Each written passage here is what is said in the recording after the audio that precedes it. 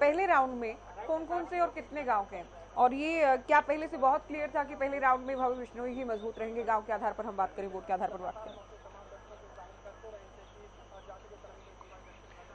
बिल्कुल ज्योति, अगर पहले राउंड की अगर बात की जाए तो पहले राउंड में भव्य बिश्नोई को बताया जा रहा है कि 2840 वोटों से आगे है। ऑफिशियल अभी नहीं है, लेकिन 2840 वोटों की जो बात है वो बताई जा रही है कि 2840 वोटों से भव्य बिश्नोई आगे जो है वो बताए जा रहे हैं। हालांकि अगर ऐसा है कि 2840 जो कि अभी सामने आया है आंकड़ा, तो ये अच्छी लीड है अपने आप में पहले चरण के हिसाब से। बिल्कुल ज्योति, देखिए अगर पोस्टल बैलेट में 2840 वोट से अगर भव्य बिश्नोई होते हैं तो बिल्कुल इससे अच्छी खबर जो है बीजेपी के पाले की तरफ से नहीं हो सकती या बीजेपी के लोगों के लिए नहीं हो सकती। पोस्टल बैलेट में 2840 वोटों से बीजेपी आगे है और अपने आप में एक बड़ी जो लीड जिसको हम पोस्टल बैलेट के राउंड में कह सकते हैं। इसके बाद जो है मशीन खुलेंगी, मशीनों में किस प्रकार की जो काउंटिंग है वो रहने वाली है। कहीं ना कहीं अगर पोस्टल बैलेट के आधार पर अगर तुलना की जाए ज्योति, तो कहीं ना कहीं बहुत आगे भव्य बिश्नोई यहाँ से। चलिए अभी छोटे छोटे रिएक्शन हम सभी प्रवक्ताओं के ले लें। गर्ग साहब 2840 बहुत जल्दी। देखिए मैडम जी, जैसे कौशिक भाई ने कहा, मतलब भारतीय जनता पार्टी भेदभाव करती है, सरकारें भेदभाव करती आ रही है। इससे साफ सिद्ध हो जाता है 8 साल के अंदर भारतीय जनता पार्टी ने आदमपुर में एक ईंट लगाने का काम नहीं किया। दूसरी, उन्होंने कहा कि कुलदीप की नाड़ में सरिया था, तो इसका मतलब क्या है, जनता वोट क्यों देगी? तो जनता सरिया निकालना का काम करेगी ना, कि जो नाड़ में सरिया था जिसने काम ही नहीं किया, जनता में इतनी भारी भरकम नाराजगी। ठीक है सर, आप ठीक कह रहे होंगे आप अपने हिसाब से, लेकिन अब तो लीड मिल गई ना पहले राउंड पे, उस पर आइए ना। 2840 नंबर आ गया, 2840 उस पर बोलिए ना। ये सारी बातें तो पहले कर चुके हैं। 13 जो बूथ थे, जिस बूथों पे आज गिनती हुई है प्रथम चरण के ऊपर, ये जो बैलेट थी वो कुलदीप बिश्नोई के चेहतों की बैलेट थी। उसमें स्वाभाविक है, जिसके अंदर में अनाज मंडी है, पुराना अनाज मंडी है, ये सारे एरिया जो है पुराना, जो हम इसको अनाज मंडी बोलते हैं, वो बेल्ट ज्यादातर उसके साथ थी। और ये बाल सुमन जो ग्राम बेल्ट है, इसमें बुराक है अपने, ये बोलते हैं बीजेपी प्रवक्ता डॉक्टर वीरेंद्र सिंह चौहान हमारे साथ ये सारे ये बेल्ट जो है जयप्रकाश के साथ ठीक है अभी बहुत जल्दी है सिस्टम होता है बहन जी। ठीक है गर्ग साहब, ठीक है रुकिए अभी। चौहान साहब अभी हालांकि बहुत जल्दी है, लेकिन शुरुआत अच्छी हुई है आपके उम्मीदवार की, उसके लिए आपको बधाई। पहले राउंड की काउंटिंग पूरी, 2840 की लीड लेकर चल रही है भव्य बिश्नोई जी। धन्यवाद आपको। और डिबेट की शुरुआत में जब मैं जुड़ रहा हूँ, श्रेष्ठ उत्तम सकारात्मक सूचनाएं देने के लिए, साझा करने के लिए आपका आभार। हमारे लिए दिन मंगलम के साथ शुरू हो रहा है, और लेकिन मुझे थोड़ी सी चिंता है अपने मित्र गर्ग साहब की, कि वो दिन की शुरुआत श्री से करते, मंगल से करते, श्री गणेश का नाम लेकर करते। इन्होंने झूठ बोलने से शुरू किया। इन्होंने कहा कि आदमपुर में भारतीय जनता पार्टी के 8 साल के शासन में एक भी ईंट नहीं लगी। इन्होंने जो ये जुमला पकड़ा हुआ है, ये जुमला ये साबित करता है कि कांग्रेस के नेता स्वयं रुक तो जाओ। देखो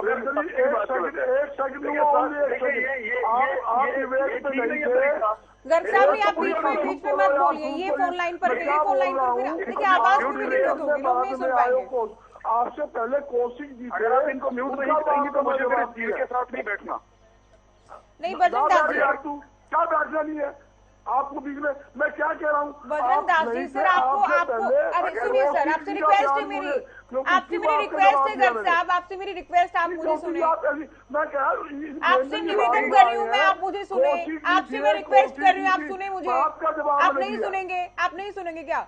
7:30 बजे से सर, 7:30 बजे से पिछले 1.5 घंटे से सर आप हरियाणा न्यूज की चर्चा में है। इनको 1.5 मिनट अभी हुआ कि आप बीच में बोलने लगे, फिर आप शिकायत करेंगे, फिर आप मुझे कहेंगे कि मुझे वक्त नहीं मिल रहा। सर आप 1.5 घंटे से हैं, आप धैर्य रखिए ना। मैंने जवाब दिया है, वो कौशिक जी के बात का जवाब दिया। ठीक है सर, आपकी बात को हम समझ गए। प्लीज आप थोड़ा सुना कीजिए। चौहान साहब जल्दी बात पूरी कीजिए। मैं गर्ग साहब से अनुरोध करूंगा, काफी देर आज साथ बैठ के बात करनी है, बीच में ना इंटरवीन किया करें। मैं ये कह रहा हूँ कि ये इन्होंने जो जुमला पकड़ा हुआ है कि एक ईंट आदमपुर में नहीं लगाई, ये जुमला इनको और इनके नेता भूपेंद्र सिंह हुड्डा को बहुत प्रिय है। बारे में भी यही कहते हैं पूरे, और आदमपुर के बारे में भी यही कहते हैं। जब ये जुमला सुबह सुबह ये बोलते हैं टेलीविजन पर बैठकर, तो उससे ये बात शीशे की तरह साफ होती है कि ये जो भी कहते हैं टीवी पर, इनकी बातों में तथ्य नहीं होते, आंकड़े नहीं होते, जानकारी नहीं होती, खाली राजनीतिक जुमलेबाजी होती है। एक दूसरी बात इन्होंने और कही कि लोग यूं कहें कि कुलदीप बिश्नोई की नाड़ में सरिया है और वो काट देंगे। भाई आदमपुर के लोगों को कुलदीप के बारे में या भव्य के बारे में मुझे लगता है गर्ग साहब से ज्यादा जानकारी है। वो उनके बीच में पले बड़े हैं, उनके पिता वहां से मुख्यमंत्री रहे हैं, उनकी गर्दन में क्या है और उनकी क्षमताएं क्या हैं, गर्ग साहब से बेहतर आदमपुर की जनता जानती है। तभी न कभी चौधरी भजनलाल को हराया, न कभी उनकी माता को हराया, न कभी कुलदीप बिश्नोई को हराया, और आज भव्य को जिताने जा रहे हैं। तो मैं ये कह रहा हूँ कि सामने खड़ी सच्चाई को स्वीकार न करना ये कांग्रेस का अंदाज है। इनको हक है ये झूठ से शुरू करके और आज रात तक झूठ बोले। चलिए देखिए, मैं एक बात ये कहना चाहती हूँ कि आज आप सभी, चूंकि हम दिन भर रहेंगे, आप नहीं तो हो सकता आपके दूसरे साथी प्रवक्ता आपकी पार्टी से होंगे, सभी के लिए बात करें, तो हम छोटे छोटे आंसर देने की कोशिश करें। चूंकि हमारे संवाददाता ग्राउंड जीरो से, हमारा भी प्रयास है कि आप तक और हमारे दर्शकों तक सबसे पहले जानकारी पहुंचे। तो छोटी छोटी बातें, जानकारियां जो हैं वो लगातार हम देते भी रहेंगे। पीसीआर से मैं रिक्वेस्ट करूंगी कि नए गेस्ट जो भी जुड़ते जाएं, मुझे नाम भी साथ साथ आप लोग बताते जाएं। तो रणबीर शर्मा जी मेरे साथ जुड़ गए हैं, अभी राजनीतिक विश्लेषक आप हैं। कैसे देखते हैं अब तक का जो पहला राउंड है उसे? इस पहले राउंड से ये बात तकरीबन जैसी उम्मीद कर रहे थे वैसे ही आगे बढ़ रही है कि वहाँ पे भजनलाल परिवार, कुलदीप परिवार और भव्य, इनका एक वर्चस्व रहा है और इन्होंने वहाँ काम भी किए हैं जी, और एहसान भी किए हैं। मैं दूसरा एक वर्ड बोलूं, अच्छा, लोगों पे काम भी किए हैं, उनके ऊपर एहसान भी किए हैं, चाहे वो नौकरियों का मामला हो, चाहे उनका पारिवारिक घरेलू संबंध हो। और इस वजह से लोग अभी भी इस परिवार पे अपना विश्वास कहीं न कहीं जता रहे हैं, जो कि अभी फिलहाल गणना पहले राउंड की आई है तो उससे पता चल रही है कि भी भव्य बिश्नोई आगे चल रहा है। अगले जो राउंड हैं वो अभी देखने पड़ेंगे कि भी कहाँ तक उनका सिस्टम रहेगा। क्या लोग जो व्यवस्था राजनीतिक ने बनाई है, कांग्रेस पार्टी ने या बीजेपी वालों ने, पारिवारिक तौर से तो अभी लग रहा है कि भव्य ही आगे निकल रहा है। ठीक है, और अगले एक दो राउंड में और क्लियर हो जाएगा कि भव्य ही आगे चलेंगे या बीच में कांग्रेस का पलड़ा आगे आएगा। वो देखने वाली बात रहेगी कि लोग क्या कोई बदलाव भी चाहते हैं या नहीं चाहते हैं। ठीक है, बिल्कुल देखना होगा। बेनीवाल जी आप बताएं, क्योंकि आप तो अब तक 50,000 का तो आपका अपना दावा कि आप लोग हासिल करेंगे ना, और दूसरे जो हमारे साथ प्रवक्ता के डीजीपी के, उनका कहना है कि मैक्सिमम 5,000, उससे ज्यादा कुछ नहीं। लेकिन अब जो लीड मिली है भव्य को, जो बातें अब तक कही जा रही थी, कहीं ना कहीं उसकी ओर ही इशारा है कि भव्य आगे चल रहे हैं। देखिए, हमारा अपना आकलन है, हम पब्लिक के बीच में गए, हमें पब्लिक का आशीर्वाद मिला, पब्लिक ने हमें कहा, हमें लगा कि हमारे इतने वोट आएंगे। वो जनता जनार्दन का फैसला है कि आज जब मतपेटियां खुल रही हैं वहां पर क्या सामने निकल के आता है। भव्य बिश्नोई सामने आए हैं, अभी पहले वो राउंड की वोटिंग निकली है, अभी और 12 राउंड की वोटिंग बकाया है। अभी जैसे जैसे समय बीतेगा आम आदमी पार्टी भी अग्रिम पंक्ति में आगे आएगी। जो चौहान साहब कह रहे हैं या जेजेपी के प्रवक्ता कह रहे हैं, एक बार दोनों ये बता दें कि 8 साल पहले जब चुनाव हुआ तो कुलदीप बिश्नोई के खिलाफ ये लोग क्या बोलते थे। 3 साल पहले जब चुनाव हुआ तो कुलदीप बिश्नोई और भजनलाल परिवार के बारे में लोग क्या बोलते थे। आज कसीदे पढ़ रहे हैं यहाँ बैठ करके बीजेपी और जेजेपी के प्रवक्ता कि भजनलाल परिवार के नाम से हमारे को वोट मिलेगा, भजनलाल परिवार ने इतना काम कर दिया, उतना काम कर दिया। और जो हमारे अभी शर्मा जी यहाँ बैठे, इन्होंने कहा कि एहसान एक शब्द में यूज करूंगा। अरे एहसान किस चीज का? मुख्यमंत्री का या वहां पर एमएलए जो बनाया जाता है वो पब्लिक के काम करता है। पब्लिक के काम करना एहसान नहीं माना जाता। पब्लिक के काम करना अगर एहसान माना जाता, किसी को नौकरी देना अगर एहसान है, तो फिर सरकार बनाई किस लिए जाती है? सरकार बनाई ही इसलिए जाती है कि प्रदेश में व्यवस्था अच्छी चलती रहे। एहसान नहीं किया जाता एक भी आदमी के ऊपर। और बीजेपी के प्रवक्ता ये जरूर बताएं कि भजनलाल के खिलाफ 8 साल पहले और 3 साल पहले लोग क्या बयान देते थे। कृष्ण कुटेल जी हमारे साथ इनेलो प्रवक्ता जुड़ गए हैं। कुटेल साहब, एक तो आपके जो दूसरे प्रवक्ता थे रजवंत जी, उनकी ओर से तो कोई नंबर नहीं बताया गया कि कितना वोट हासिल करने वाली है इनेलो पार्टी। आप क्या मानते हैं, कोडाराम को कितना वोट मिल सकता है, कैसी स्थिति में है? देखिए, ऐसा है कि इंडियन नेशनल लोक दल पार्टी का जो है और कोडाराम जी यहाँ से जो स्थानीय नेता है और इंडियन नेशनल लोक दल पार्टी ने जो है इस बात को मद्देनजर रखते हुए जो है कि यहाँ के व्यक्ति कोडाराम जी को जो बाल समाज से संबंध रखते हैं तो उनको टिकट दिया है और हमें जनता पर विश्वास है कि जनता अपना फैसला जो है कि वो सही देगी। और क्योंकि यहाँ पर तो जो है कि अदला बदली चलती रहती है और जो है कि मुख्य रूप से जो है कि अभी भाई वीरेंद्र जी जो बोल रहे थे कि भी है ना भजनलाल जी ने इतना काम किया, ठीक है, काम किया है उसने, लोग उनके साथ है, उनका नाम भी है। और जब जब चौधरी भजनलाल जी ने, मुख्य रूप से भजनलाल जी ने जब जब चुनाव यहां से लड़ा है तो वो भारी मार्जिन से जो है कि चुनाव को जीते हैं। लेकिन रहा बीजेपी का सवाल, तो बीजेपी ने जैसे 2009 के अंदर जब यहां से जो चुनाव लड़ा तो उनको मात्र जो है कि 1210 वोट प्राप्त हुए, यानी 1.15% वोट यहाँ के जो इनके कैंडिडेट जो थे वो पवन खारिया जी थे। लेकिन आज जो कसीदे जो कि चौधरी भजनलाल जी के जो है कि ये पढ़ रहे हैं, तो लेकिन ये कसीदे तो पहले भी इन लोगों को पढ़ने चाहिए थे। तो लेकिन ठीक है, राजनीति है, राजनीति एक झूले के समान है, किसी का झूला ऊपर है तो किसी का नीचे है, किसी का बराबर में है। तो आप ये राजनीति का जो चक्कर है ये तो क्रम चलता रहेगा। और जनता, बता दीजिए ना, मैं बहुत जल्दी जानना चाहती हूँ कि आप लोग क्या उम्मीद लेकर चल रहे हैं कि कितना वोट मिलेगा? हम भी जनता के बीच में है और अच्छा प्रदर्शन जो है कि हमारा इस चुनाव के अंदर रहेगा। अभी तो जो है कि फर्स्ट ही राउंड है और कोई बात नहीं, ठीक है। वहां पर चौधरी भजनलाल जी का है तो जो यहाँ पर जो है कि समय समय पर जो है कि अलग अलग पार्टियों ने चुनाव लड़ा। चौधरी देवीलाल जी ने भी जब यहाँ से चुनाव लड़ा तो यहाँ पर चौधरी भजनलाल जी को जो है कि उस समय 28,998 वोट मिला था और चौधरी देवीलाल जी को जो है कि 17,967 वोट मिला था। तो लेकिन ये तो चुनाव है, चुनाव के अंदर जो है कि चलता रहता है किसके प्रति लोगों का रुझान है, क्या है, किसने क्या काम किया, क्या नहीं किया है। ठीक है, हैरान करने वाली बात तो नहीं है, क्योंकि पहले राउंड को लेकर या जो शुरुआती जो गांव थे उन्हें लेकर तो है ही पता कि यहाँ भव्य मजबूत हैं। ज्योति जी, गठबंधन सरकार की नीतियों पर मोहर है ये। अच्छा, जो पहला राउंड आया है और यही पैटर्न पूरे चुनाव में चलेगा। थोड़ा बीच में अप एंड डाउन हो सकता है। और मेरे साथी प्रवक्ता अभी आम आदमी पार्टी के बता रहे थे, जैसे उनकी बात को मैं तो यही कहूंगा, उनकी बात को हम सीरियस ही नहीं ले सकते। किनकी? इनेलो की? नहीं, आम आदमी पार्टी की बात कर रहा हूं मैं। इनेलो ने तो कोई अपना आंकड़ा ही नहीं दिया है और आम आदमी पार्टी ये कह रही है कि हम 50,000 वोट लेके जाएंगे, जैसा इन्होंने कहा। आम आदमी पार्टी की स्थिति ये है आज वहाँ पे, अगर आम आदमी पार्टी 5,000 का आंकड़ा भी क्रॉस कर जाए तो आप ये सोचना कि आम आदमी पार्टी की एक तरीके से बड़ी जीत है।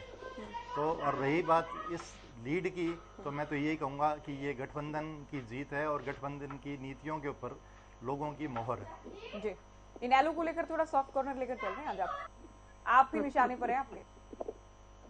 नहीं, ऐसा नहीं है कि इनेलो को, मैं तो इनेलो को कह ही रहा हूँ कि इनेलो भी जो है ना 5,000 तक ही वोट लेगी, इससे ऊपर नहीं जाएगी। ठीक है, चलिए आप मुकाबला तीसरे और चौथे नंबर के लिए आम आदमी पार्टी और इनेलो में भी होगा, ये भी मैं स्पष्ट तौर पे कह रहा हूँ। ठीक है, गर्ग साहब, अब कौन से राउंड से आप ये मानते हैं? आपने ठीक है पहले राउंड में इनको लीड मिल गई तो आपने कह दिया ये तो पहले से ही पता था कि यहाँ पर ठीक है स्ट्रॉन्ग है, लेकिन आप क्या मान रहे हैं कि जेपी कौन से राउंड के बाद या किन गाँव में मजबूत होंगे, या फिर लीड हासिल कर लेंगे, या फिर बराबर आ जाएंगे? देखिए, ये बालसमंद है, बुढ़ाक है, सुंदावास है, खारिया है, डोबी है, ये पूरी बेल्ट के अंदर हर गांव के अंदर जयप्रकाश की जीत होगी, कांग्रेस पार्टी की जीत होगी। ये बेल्ट हमारी काफी मजबूत थी। और जहां तक मेरे साथी आप पार्टी की बात आई, इनेलो की बात आई, मैं समझता हूँ ये दो जितनी वोट भी लेके जाएंगे, मैं कमबंदी की बात तो नहीं करता, आप पार्टी कितनी वोट लेके जाए या इनेलो जितनी वोट लेके जाएगी, वो सीधे तौर पर कांग्रेस को नुकसान होगा, क्योंकि सीधी फाइट थी। सीधी फाइट के अंदर जितनी वोट भी कटेगी, कोडाराम नंबरदार जी है, बालसमंद उनको वोट मिल रही है, उसमें कोई दो राय नहीं। तो बालसमंद के वो रहने वाले हैं और किसान नेता भी थे और 40 साल से कांग्रेस पार्टी के साथ रहे। और एक खास बात क्या रही, 2 दिन पहले उन्होंने फिर पंचायत करके अपनी पगड़ी अपने बाल समझ की पंचायत के आगे रख दी थी भी। आप लोगों ने मुझे सहयोग करने का आश्वासन दिया था कि मैं खड़ा हूँ, मुझे मदद कीजिए। तो कुछ ना कुछ वोट देखो इनेलो भी लेगी, आप पार्टी भी लेगी, और वो जितनी भी वोट लेगी सीधे तौर के ऊपर समझिए कांग्रेस पार्टी को नुकसान है। ये वोटें हमारे पास आनी थी और वो वोटें वहाँ कटेगी, इसमें कोई दो राय नहीं। मगर आखिर में जब आप फाइनल रिजल्ट देखोगे, कांग्रेस पार्टी, जहां तक मैं समझता हूँ, कांग्रेस पार्टी विजय प्राप्त करेगी, इसमें कोई दो। चौहान साहब देखिए, यूं तो दूसरे के भरोसे चुनाव नहीं लड़ा जाता, लेकिन जब सारी समीकरणों की बात होती है तो ये भी एक बड़ा फैक्टर तो होगा कि जितना कोरडाराम ज्यादा वोट हासिल करेंगे उतना जेपी को नुकसान होगा। आम आदमी पार्टी भी अगर कुछ वोट ले पाती है तो वो भी सीधे सीधे जेपी को नुकसान होगा, और इससे बीजेपी उम्मीदवार को फायदा तो होगा वोट के लिहाज से। देखिए, मैं बधाई देता हूँ गर्ग साहब को, उन्होंने आज की चर्चा का पहला सत्य बोला, सत्य सहजता से स्वीकार किया। यूं ही हंसते मुस्कुराते आज का दिन बिताना है। इसमें कोई संदेह नहीं कि कोरडाराम क्योंकि कांग्रेस के नेता थे, कोरडाराम क्योंकि इनकी टिकट मांगते थे और वो चले गए।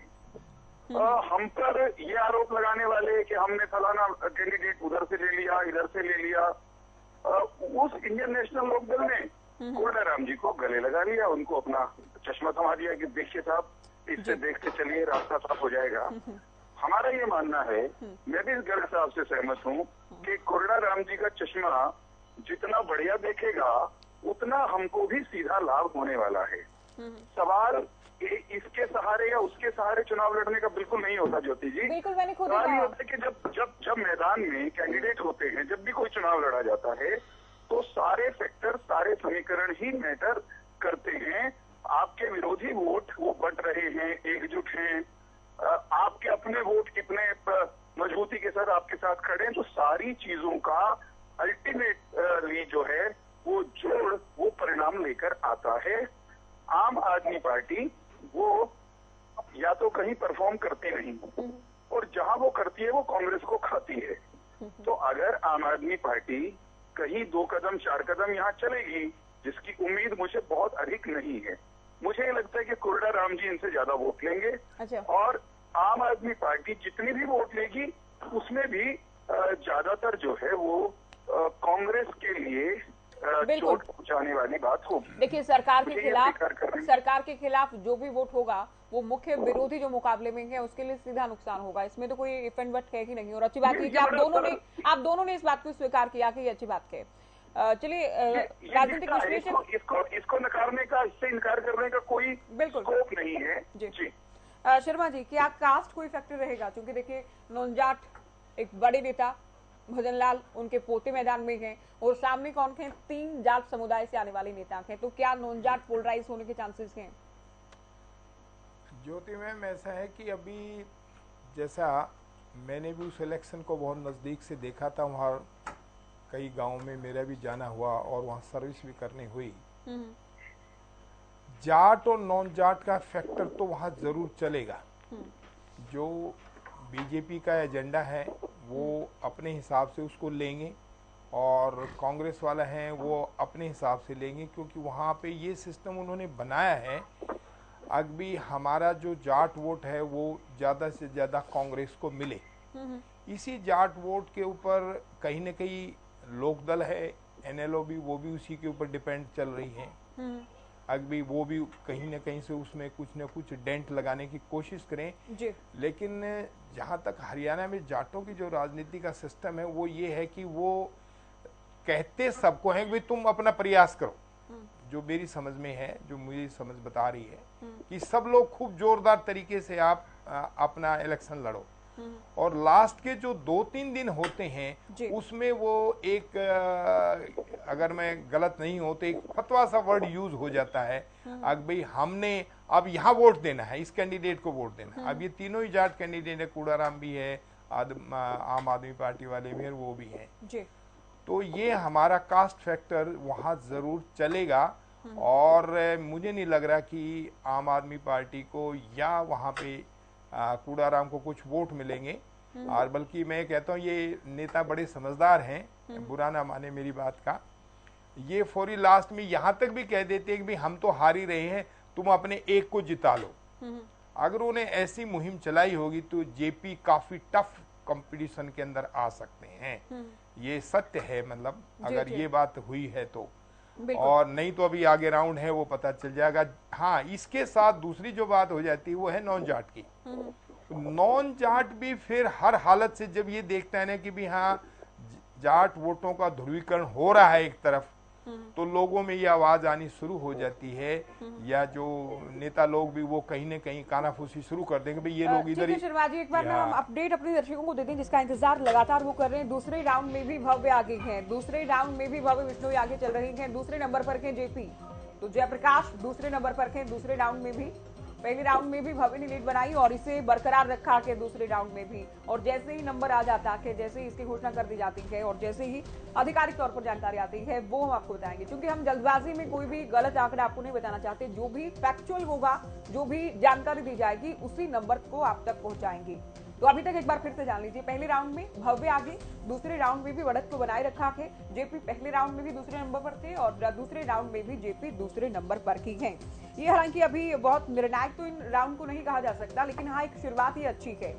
और जो आकलन लगाए जा रहे थे कि शुरुआत में जिन गाँव की वोट काउंटिंग होगी उसमें भव्य आगे रह सकते हैं, बिल्कुल ठीक उसी तरह की ये बढ़त अभी तक आगे सामने आई है। गर्ग साहब दूसरे राउंड में भी दूसरे ही नंबर पर, छोटे छोटे रिएक्शन लेंगे आप लोगों के। देखिए, मैंने आपको पहले ही बताया, ये जो बेल्ट खुल रही, जो गिनती जिस बेल्ट की हो रही है, जिन बूथों की हो रही है, ये मंडी एरिया बेल्ट बोलते हैं। इसके अंदर लगभग 18 गांव आते हैं। उस बेल्ट की गिनती शुरू है।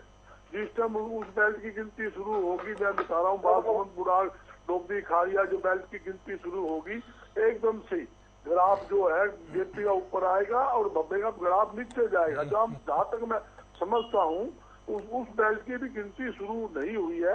उसका आने के बाद ही ठीक है, आपका उत्तर यहाँ पर पूरा होता है। चौहान साहब आप भी जल्दी बताएं, क्योंकि अभी तो वो बेल्ट है जिसमें है ही भव्य मजबूत, इसमें बहुत हैरान होने वाली बात नहीं है। और जैसे ही जेपी की बारी आएगी तो अचानक वो आगे निकलेंगे, वो कवरअप करते हुए आगे भी निकलेंगे। जी देखिए, मैं ये कह रहा हूँ कि क्योंकि मुझे वहाँ की बूथ वाइज कौन किसकी बेल्ट है, कौन कहाँ स्ट्रॉन्ग है, इसका अनुमान नहीं है। मुझसे ज्यादा बजरंग जी को हो सकता है, लेकिन मुझे अंदेशा ये है कि बजरंग जी अभी खामख्याली में ही रहेंगे और आखिर तक ये कहते रहेंगे कि नहीं अगले राउंड में पलट देंगे, फिर उससे अगले राउंड में पलट देंगे। ये चलने वाला है और कुल मिलाकर ये चुनाव हम कंफर्टेबल बेहतरीन अंतर से जीतेंगे। एक आपने जाट नॉन जाट की बात की, एक इंटरेस्टिंग बात सब लोगों को के साथ शेयर करना चाहता हूँ। बहुत लोगों को पता होगी, बहुत लोग जानते नहीं हरियाणा में।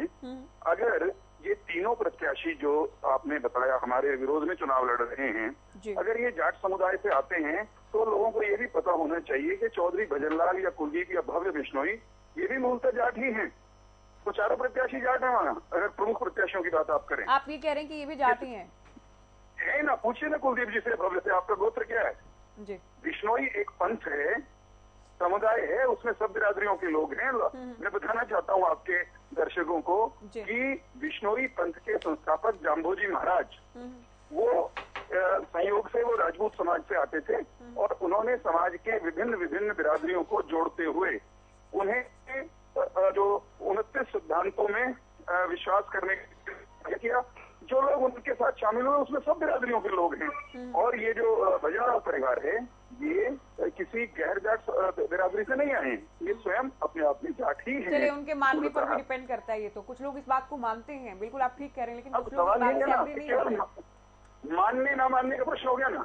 नहीं, जिस तरह की राजनीति हकीकत तो हकीकत रहेगी। और रही राजनीति की बात, तो अगर कोई एक दिशा में ध्रुवीकरण होता है तो मैं रणवीर जी से की बात से सहमत हूँ कि अगर ये ध्रुवीकरण होता है तो उसकी प्रतिक्रिया में इक्वल। चलिए, मैं एक अपडेट में दे दूं, आप सभी भी जानना चाहेंगे। पहले राउंड की हम बात करें, ब्रेकिंग भी अभी हम दिखाएंगे टीवी स्क्रीन पर। भव्य बिश्नोई को 6289 वोट, जेपी को 3567।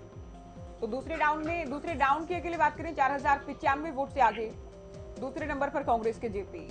तो ये अपडेट आपको दिन भर मिलती रहेंगी।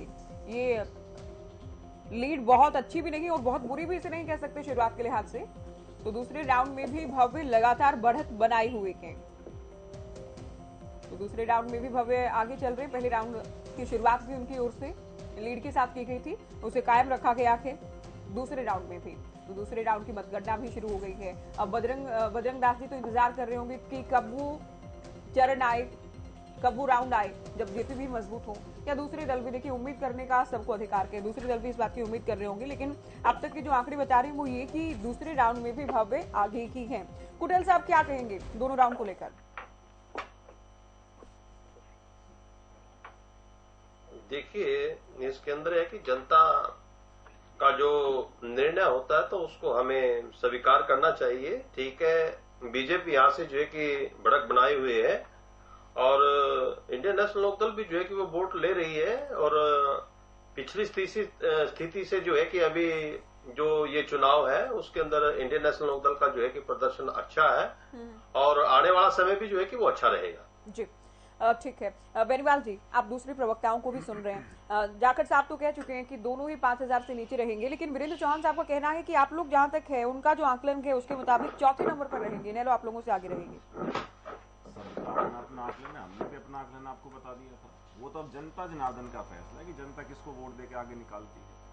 सबके अपने अपने विचार हैं, सब अपना अपना सोचते हैं। बीजेपी के प्रवक्ता कह रहे थे 30,000 से जीतेंगे, इन लोग जेजेपी के प्रवक्ता ने कहा कि 15,000 से ही जीतेंगे। इन दोनों का ही कॉन्ट्रडिक्शन इतना बड़ा था, कम से कम एक टीवी पे बैठ के दोनों कह सकते थे कि 30 जाके मार्जिन से जीतेंगे। इनके अंदर ही 50% के मार्जिन का एक और ब्रेकिंग हम दे रहे हैं। जैसे ही देखिए ये सायरन जैसे ही बजेगा आप लोग समझ जाएं कि हम अपडेट इस वक्त दे रहे हैं। तो जयप्रकाश को 3,567 वोट,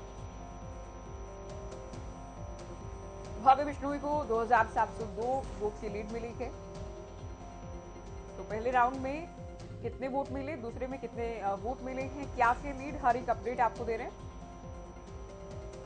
तो पहले राउंड की मतगणना आप जानते हैं पूरी हो चुकी है, दूसरे की भी पूरी हो चुकी है, दूसरे के भी नंबर्स जो है वो सामने आ चुके हैं। चलिए बहुत जल्दी आप बात पूरी कीजिए बेनीवाल जी। लेकिन आप जिस बात को आकलन कह रहे हैं ना वो तो कुछ और ही है। आप तो कहते हैं 50,000 वोट मिलेंगे, या तो मैं क्या कहूँ, आपकी राजनीतिक समझ पर तो मैं सवाल नहीं कर सकती, लेकिन किन लोगों से आपने ऐसी बात कर ली कि आपको ये इनपुट मिल गया कि 50,000 वोट मिल जाएंगे, या फिर आप ठीक है आपकी मजबूरी है, आप प्रवक्ता हैं, लेकिन एक लिमिट में तो बात की जाए ना। इनेलो आज कम से कम कोई नंबर नहीं बता रही कि हम कितने वोट हासिल करेंगे, आप सीधा ये नंबर दे रहे हैं कि 50,000 हासिल करेंगे। भाई हमारे पे आरोप लगा दे कि 5,000 वोट आएंगे, हम कह रहे हैं कि हमारा आकलन है, हम लोगों के बीच में गए, हमें जनता का आशीर्वाद मिला, जनता ने हमें नकारा नहीं, जनता ने कहा कि बहुत आप लोग अच्छा काम कर रहे हैं, हम लोग आपका साथ देंगे, उसी चीज को ही तो हम मानेंगे। तो उसी चीज के भरोसे ही तो आज क्या नाम है बीजेपी भी बैठ के कह रही है, इनको किसी ने पर नोट तो लिख के दिया नहीं था कि हम आपको वोट देंगे जी, हमारी तरफ से आप लिखित में ले जाओ। किसी ने इनको परफॉर्मा बना के नहीं दिया था। लोगों से मिलना होता है, लोगों की बातों को समझना होता है, अपनी बातों को वहां तक पहुंचाना होता है, और आम आदमी पार्टी बखूबी तरीके से अपनी बातों को वहां तक पहुंचाने में कामयाब रही। अब गर्ग साहब कह रहे हैं कि जेपी जो है यहाँ पर इन्होंने अपनी जमीन ले रखी है, यहाँ पे ऑफिस बना रखा है। अगर इलेक्शन कमीशन को जेपी साहब ने बताया हो कि मेरी आदमपुर में भी जगह है, मेरे आदमपुर में वो हैं, तो हमारे को अभी गर्ग साहब बता दें, क्योंकि हमने तो पता कर लिया था कि इलेक्शन कमीशन को जयप्रकाश जी ने कोई ऐसा दस्तावेज पेश नहीं किया कि मेरी आदमपुर में कोई 100 गज की भी जगह है। और इनको पूरे आदमपुर के अंदर एक भी कैंडिडेट ऐसा नहीं मिला कि आदमपुर के ही उम्मीदवार को ये लोग चुनाव में लड़वा दें। कलायत से एक उम्मीदवार को पकड़ के लेके आते हैं कि जयप्रकाश जी आपको ही चुनाव लड़ना पड़ेगा, हमारे पास आपके अलावा कोई कैंडिडेट नहीं है। अरविंद केजरीवाल कहाँ के रहने वाले हैं? हरियाणा के रहने वाले। कहाँ के मुख्यमंत्री हैं? दिल्ली के मुख्यमंत्री हैं। और उसके बाद भी आप ये सवाल खड़े कर रहे हैं। हम क्या सवाल खड़े कर रहे हैं? कैथल का कोई व्यक्ति हिसार के आदमपुर में जाकर चुनाव नहीं लड़ सकता, लेकिन हरियाणा के रहने वाले अरविंद केजरीवाल, हिसार के रहने वाले अरविंद केजरीवाल दिल्ली के सीएम बन जाएंगे, उससे आपको कोई आपत्ति नहीं है? ये ऐसा विरोधाभास कैसे? प्रधानमंत्री जी भी हमारे गुजरात से रहने वाले, फिर यूपी से जाके चुनाव लड़ लिया उन्होंने। वो तो बेस ही नहीं बना ना, आप नहीं कह सकते, दूसरे प्रवक्ता ही कह सकते हैं। जनता कह रही है इस बात को कि हम कलायत के जो कैंडिडेट हैं उसको वोट नहीं देंगे। ये जनता का मानना है। जिन लोगों से हमने बात की, हमारे सामने ये क्वेश्चंस आए, इसलिए हमने बोला कि एक विलायती है, एक कलायती है और एक हिमायती है। रणवीर शर्मा जी, ये मार्जिन जो है कौन जीतेगा ये तो है ही जानना इंटरेस्टिंग, लेकिन मार्जिन कितना रहेगा ये भी बहुत कुछ डिसाइड करने वाला है। किस तरह की टक्कर रहती? ज्योति मैम, जो आपने बीच में मैं वो अपना रोक दिया था, जो ध्रुवीकरण है वोट जाटों का और नॉन जाटों का, अगर ध्रुवीकरण हुआ जाट वोटों का तो नॉन जाट जो वोट है वो फौरी बीजेपी की तरफ ट्रांसफर होता दिखाई दे रहा है, अगर ध्रुवीकरण हुआ है तो। इस ध्रुवीकरण में जो दूसरे दो जाट कैंडिडेट हैं वो लोकदल के या हमारे आम आदमी पार्टी के, उन्होंने अपना अच्छा प्रयास किया है, इसमें दो राय नहीं है। उन्होंने एक अच्छी नई चीज रखी है, पेश करी है वहां पे, लेकिन वो उस ध्रुवीकरण से बाहर हो जाएंगे। लेकिन चौहान साहब तो कह रहे हैं वो भी तो जाट ही हैं, कोई नॉन जाट तो मैदान में ही नहीं है। नहीं, सवाल नहीं, वो कहते रहे, चौहान साहब का अपना एक आकलन है, उन्होंने अपने हिसाब से वो चीज शायद काफी ठीक दी होगी, लेकिन लोग उनको अभी अब नॉन जाट की स्थिति में ही रखते, जो आम वोटर है वो उनको अभी नॉन जाट की व्यवस्था में ही रखता है। और जो बीजेपी का जो वोट बैंक है, जब इस प्रकार का ध्रुवीकरण हरियाणा के अंदर विशेष तौर से हो जाता है तो वो जाट नॉन जाट की तरफ फिर बीजेपी की तरफ भी ट्रांसफर होता है। तो ऐसा ही कुछ यहाँ दिख रहा है, और एक दो उसके बाद और क्लियर हो जाएगा। अगर जैसे जाट वोटों का ध्रुवीकरण जयप्रकाश की तरफ मैं हुआ। एक बात देखिए, आप बात पूरी कीजिएगा, मैं एक बात ये ऐड करना चाहती हूँ कि अब तक जो ठीक है, जो आंकड़े हमारे सामने आ रहे हैं, हम ब्रेकिंग के जरिए दिखा रहे हैं, लेकिन उसमें भी थोड़ा बहुत बदलाव हो सकता है, क्योंकि अभी जो नंबर्स हैं वो आधिकारिक तौर पर नहीं मिलेंगे। हाँ। तो उसमें हो सकता है कि थोड़ा इधर उधर बदलाव हो, आप लोगों को फिर बाद में शिकायत ना रहे, खास तौर पर गर्ग साहब को, कि पहले तो आप लोगों ने ये बताया था, क्योंकि अभी ऑफिशियल जानकारी आना थोड़ा बाकी है, लेकिन जो खबर हमें मिल रही है उसके आधार पर हमने अभी तक की अपडेट आपको दी। चलिए बात पूरी कीजिए। तो मैं बात पूरी कर रहा था कि अगर वो ध्रुवीकरण हुआ तो नेचुरली फिर नॉन जाट का ध्रुवीकरण बीजेपी की तरफ होगा और उनको बढ़त मिलेगी, क्योंकि करीब करीब 60-61 वो एक बड़ी खबर इस वक्त मिल रही है वोट काउंटिंग से जुड़े। आपकी टीवी स्क्रीन पर एक बड़ी खबर आप देख रहे हैं इस वक्त। तो बूथ नंबर 1 से 13 तक पहले मतदान, दूसरे राउंड की अब देखिए अपडेट ये मिल रही है कि मतगणना जारी, पहले राउंड की मतगणना हो चुकी है। और ये बहुत बड़ी खबर कांग्रेस के लिए अच्छी खबर कि कांग्रेस उम्मीदवार जयप्रकाश 854 वोट से आगे। मैं जिस बात का जिक्र अभी कर रही थी गर्ग जी कि अभी थोड़ा बदलाव हो सकता है, तो दूसरे राउंड की मतगणना जारी, जेपी ने बढ़त बना ली है दूसरे राउंड में। और ये वाकई देखिए थोड़ा हैरान भी करता है कि दूसरे राउंड में ही कांग्रेस उम्मीदवार का बढ़त बना लेना। तो जयप्रकाश 854 वोट से आगे। लेकिन मैं ये बार बार कह रही हूँ कि आप सभी जानते हैं, आप सभी सीनियर प्रवक्ता हैं कि वोट काउंटिंग वाले दिन थोड़े बहुत इधर से उधर आंकड़े बदलते हैं। तो पहले राउंड में आप जानते हैं बीजेपी आगे थी और दूसरे राउंड की लीड है, दूसरे राउंड में 854 वोट से। लेकिन पहले राउंड में ओवरऑल आप बात करते हैं तो 1800 से अधिक वोट से भव्य आगे हैं, क्योंकि पहले राउंड में अधिक लीड बना ली थी, 1848 से अभी भी भव्य आगे हैं। लेकिन कांग्रेस के लिए अच्छी बात यह कि कम से कम कवर अप करने का प्रयास किया गया है। गर्ग साहब अब तो खुश होंगे आप कम से कम, क्योंकि ओवरऑल भले ही दोनों राउंड में कुल मिलाकर भव्य आगे हैं, लेकिन लीड बना ली है, दूसरे राउंड में लीड बना ली है जेपी ने। ज्योति जी देखिए, जब आखिरी रिजल्ट आएगा मैं समझता हूँ जयप्रकाश जी अच्छी वोटों से जीतेंगे। जनता का रुझान कांग्रेस की तरफ था और भाई जयप्रकाश की तरफ रुझान था, क्योंकि 8 साल का जो कार्यकाल रहा सरकार का वो बिल्कुल नेगेटिव रहा जनता के लिए, और जनता के लिए किसी प्रकार का काम नहीं किया। और दूसरी बात, जहाँ तक कुलदीप भाई की बात रही, कुलदीप भाई से जनता बड़ी भारी नाराज थी कि 8 साल में देखिए आप लोग अभी, क्योंकि मैं रोक रही हूँ आपको बीच में, हम क्या प्रयास करते हैं कि हम अपनी विश्वसनीयता को बनाए रखें, हम सही जानकारी दें। लेकिन हुआ क्या कि तकनीकी दिक्कत के चलते ऑफिशियल घोषणा नहीं की गई, क्योंकि अभी हम जो जानकारी दे रहे हैं अभी ऑफिशियल घोषणा नहीं हो रही है किसी भी तकनीकी कारण के चलते। तो जो जानकारी आ रही है, हमारा प्रयास ये भी है कि दर्शकों तक जानकारी पहुंचे। लेकिन अपडेट ये भी कि तीसरे राउंड की काउंटिंग भी शुरू हो गई है। चलिए अब बात पूरी कीजिए आप बहुत जल्दी। ज्योति जी, जहाँ तक मैं समझता हूँ जिस प्रकार जनता के अंदर विशेष तौर आदमपुर की जो लोग थे काफी नाराज थे। और दूसरी बात क्या है, जो कांग्रेस का जो राज रहा 2005 से 2014 तक का, उसके अंदर हिसार जिले में मेरे साथ सिंह का भी क्या काम किया। हिसार जिले में अनेकों योजना जो कोई लेकर आई, कांग्रेस लेकर आई है। किसी हमने यूनिवर्सिटी बनाई थी। चलिए अभी तो हर एक राउंड में जहाँ तक है ये तस्वीर बदलती रहेगी। चौहान साहब तकनीकी कारण थे, ऑफिशियल घोषणा नहीं हुई थी। अब अपडेट ये है कि दूसरे राउंड में जेपी ने लीड बना ली है।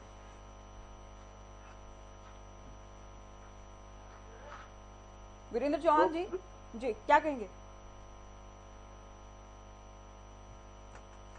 आपकी आवाज मुझे नहीं मिल रही, सुन पा रहे हैं? आप कह रही हैं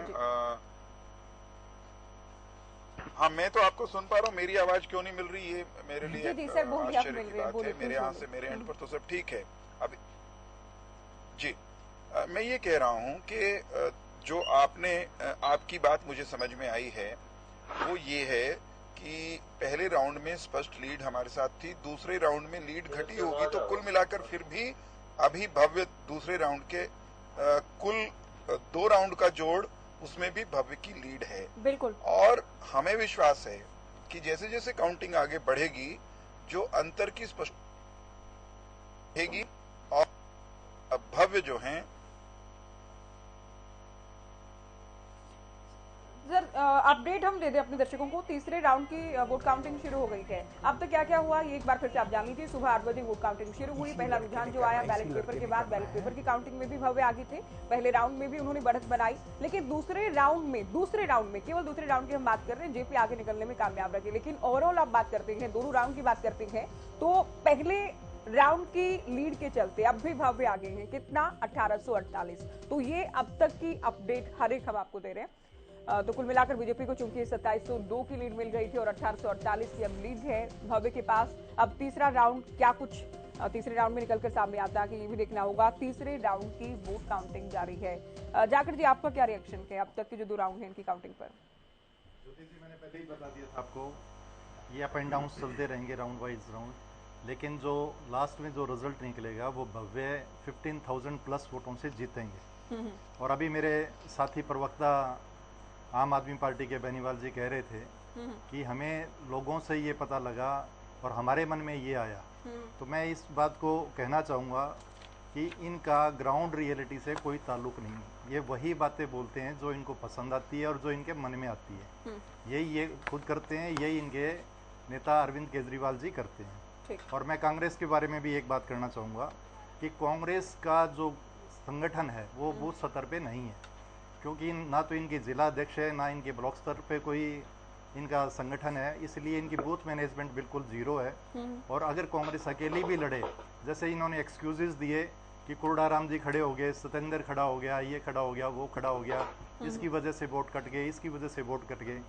अगर कांग्रेस पार्टी अकेले लड़े और कोई भी मैदान में ना हो, फिर भी ये हार जाएंगे। अच्छा। जैसा आपने राज्यसभा के इलेक्शन में भी देख लिया होगा। बहुत उत्साह ये तो कैसे ही हो पाएगा सर? देखिए कांग्रेस के पास बड़े नेता हैं, कांग्रेस के पास बड़े कद्दावर नेता हैं, वो अलग बात है कि सारे अलग अलग दिशा में चलते हैं। ज्योति में एक चीज और देखने वाली चीज आ रही है मैम कि IND 2702 वोट ले चुकी है।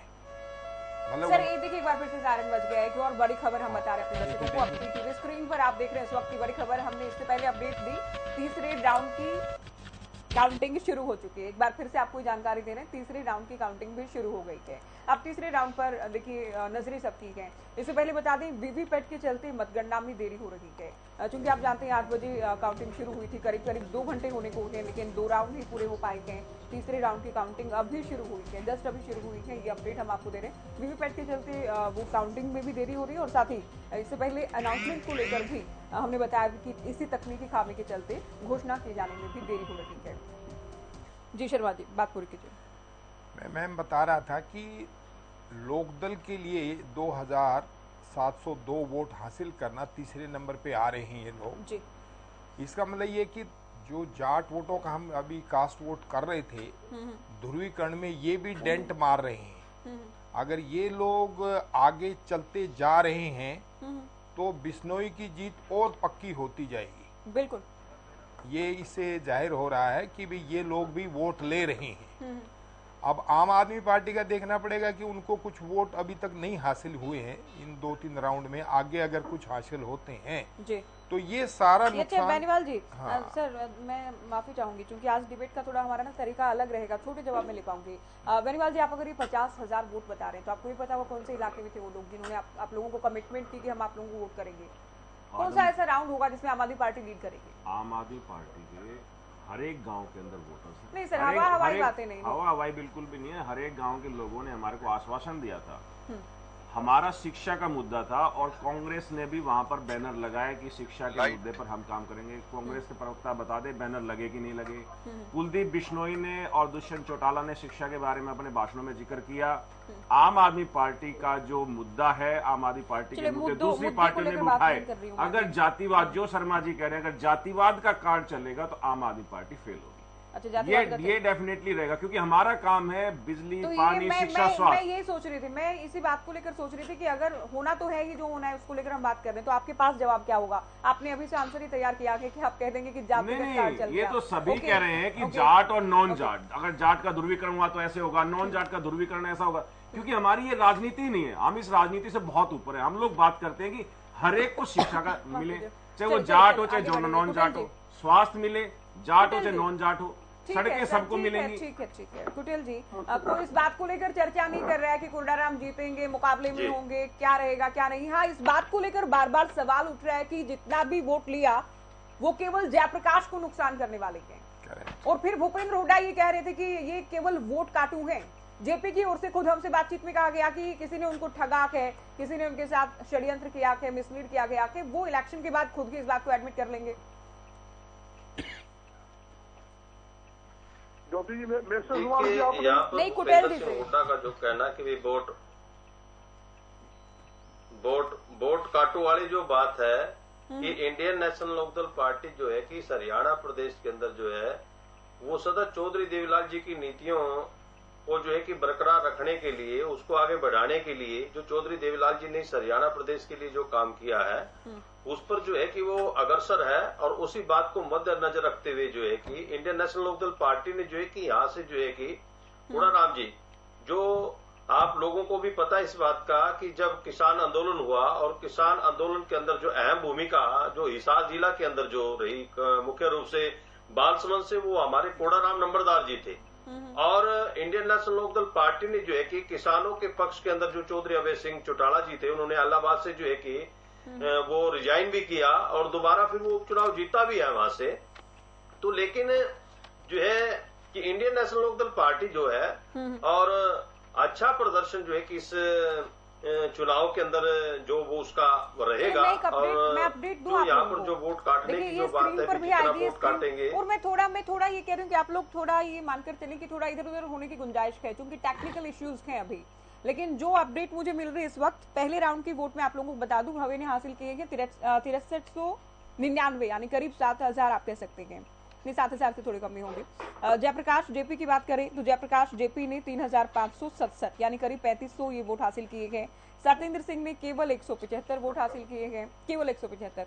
कोडाराम ने 168 वोट हासिल किए गए। तो ये पहले राउंड की वोटिंग जो अब तक हुई है उसके ये नंबर सामने आए हैं। क्या कहेंगे गर्ग जी आप? देखिए, अभी तक जो जानकारियां सामने आ रही हैं, हमारा प्रयास तो है कि हम बिल्कुल ठीक पहुंचाएं, लेकिन हर जगह जहां भी आप देखेंगे, चूंकि ऑफिशियल घोषणा होने में अभी थोड़ी कहीं देरी है, तो कहीं कोई कारण है कि अभी तक नहीं बताया जा रहा। लेकिन अभी जो मैंने बताया वो ऑफिशियल है पूरी तरह से। 175 वोट मिले हैं सत्येंद्र सिंह को, 168 मिले हैं कोडाराम को, और 6300 से ज्यादा मिले हैं भव्य को, 3500 से थोड़े ज्यादा मिले हैं जेपी को।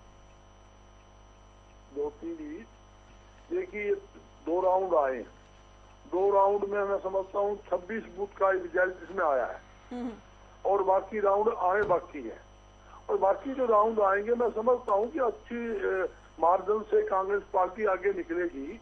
और जहाँ तक आप पार्टी का सवाल है, या आप पार्टी तो मैदान छोड़ के चली गई थी। आप देखोगे अरविंद केजरीवाल जी का कार्यक्रम था, अरविंद केजरीवाल जी को पता लग गया सिकंदर जी ने जो बयान दिया है वो सरेंडर कर चुके हैं, तो अरविंद केजरीवाल क्यों आता आगे? करता भी क्या? जब एक कैंडिडेट है वो सरेंडर कर रहा है और वो बयानबाजी ऐसी कर रहा है मैदान में ना ही हो, उसमें आने में कोई फायदा नहीं था। इसलिए अरविंद केजरीवाल जी ने अपना प्रोग्राम रद्द कर दिया, जबकि जिला प्रशासन से परमिशन ले ली थी। रोड शो तय हो चुका था और एन मौके के ऊपर सुबह पहले ही प्रोग्राम कैंसिल हुआ है। ये स्थिति तो आप पार्टी की रही है। दूसरी रही अनेलो पार्टी की। अनेलो, मेरे साथी ने कहा कि जो कैंडिडेट जयप्रकाश बाहर का है, यहाँ का नहीं है। मैं बताना चाहता हूँ, अगर कुलदीप बिश्नोई की बात करें, कुलदीप बिश्नोई भी कांग्रेस से बीजेपी ने ज्वाइन किया है। कोडाराम नंबरदार जी तो 40 साल से कांग्रेस पार्टी में थे, जो कांग्रेस की टिकट मांग रहे थे, कांग्रेस की टिकट नहीं मिलने पर उन्होंने इनेलो ज्वाइन की। 8 घंटे पहले तो पार्टी ज्वाइन की है, 8 घंटे बाद देखो गया उन्होंने टिकट मिल गया, उसके बाद टिकट मिल गया। अगर सिकंदर जी जो है ये भी कांग्रेस से चुनाव लड़ चुके हैं आजमपुर से। ठीक है चौहान साहब, ये अभी तक जो भी नंबर्स अभी तक सामने आए हैं उसी के आधार पर अगर बात करें, ठीक है आप लोगों ने पहले राउंड में लीड हासिल की, लेकिन दूसरे में जेपी आए और कुल मिलाकर अभी भी भव्य आगे गए। लेकिन इससे इस बात का तो इशारा मिल रहा है कि हाँ मुकाबला तो दोनों के बीच ही है, और मुकाबला अगर शुरुआत में ही होने लगा कि पहले में एक ने लीड हासिल की दूसरे में एक ने की, तो कांटे की टक्कर हो सकती है। मार्जिन बहुत जल्दी हो सकती है बात कहने में, लेकिन अभी के आधार पर कह सकते हैं कि कांटे का मुकाबला हो सकता है दोनों में। देखिए, हमने पहले दिन से ही ये कहा था कि आदमपुर में जो मुकाबला है वो कांग्रेस और गठबंधन के प्रत्याशी भव्य बिश्नोई के बीच में ही होगा। अब को लेकर के आपके हमारे मनों में कौतूहल है या सब लोग जानना चाहते हैं कि हमारी जीत का मार्जिन क्या रहेगा।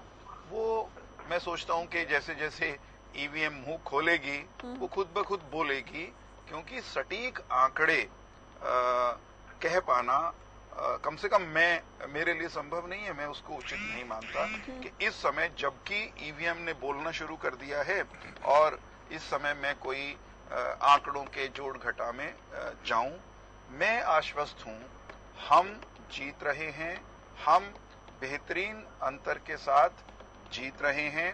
हाँ जी, चलिए आपकी आवाज नहीं मिल रही, लेकिन आपकी बात जहां तक है पूरी हो चुकी है। कुटेल जी कुछ कहना चाह रहे हैं, बोलिए।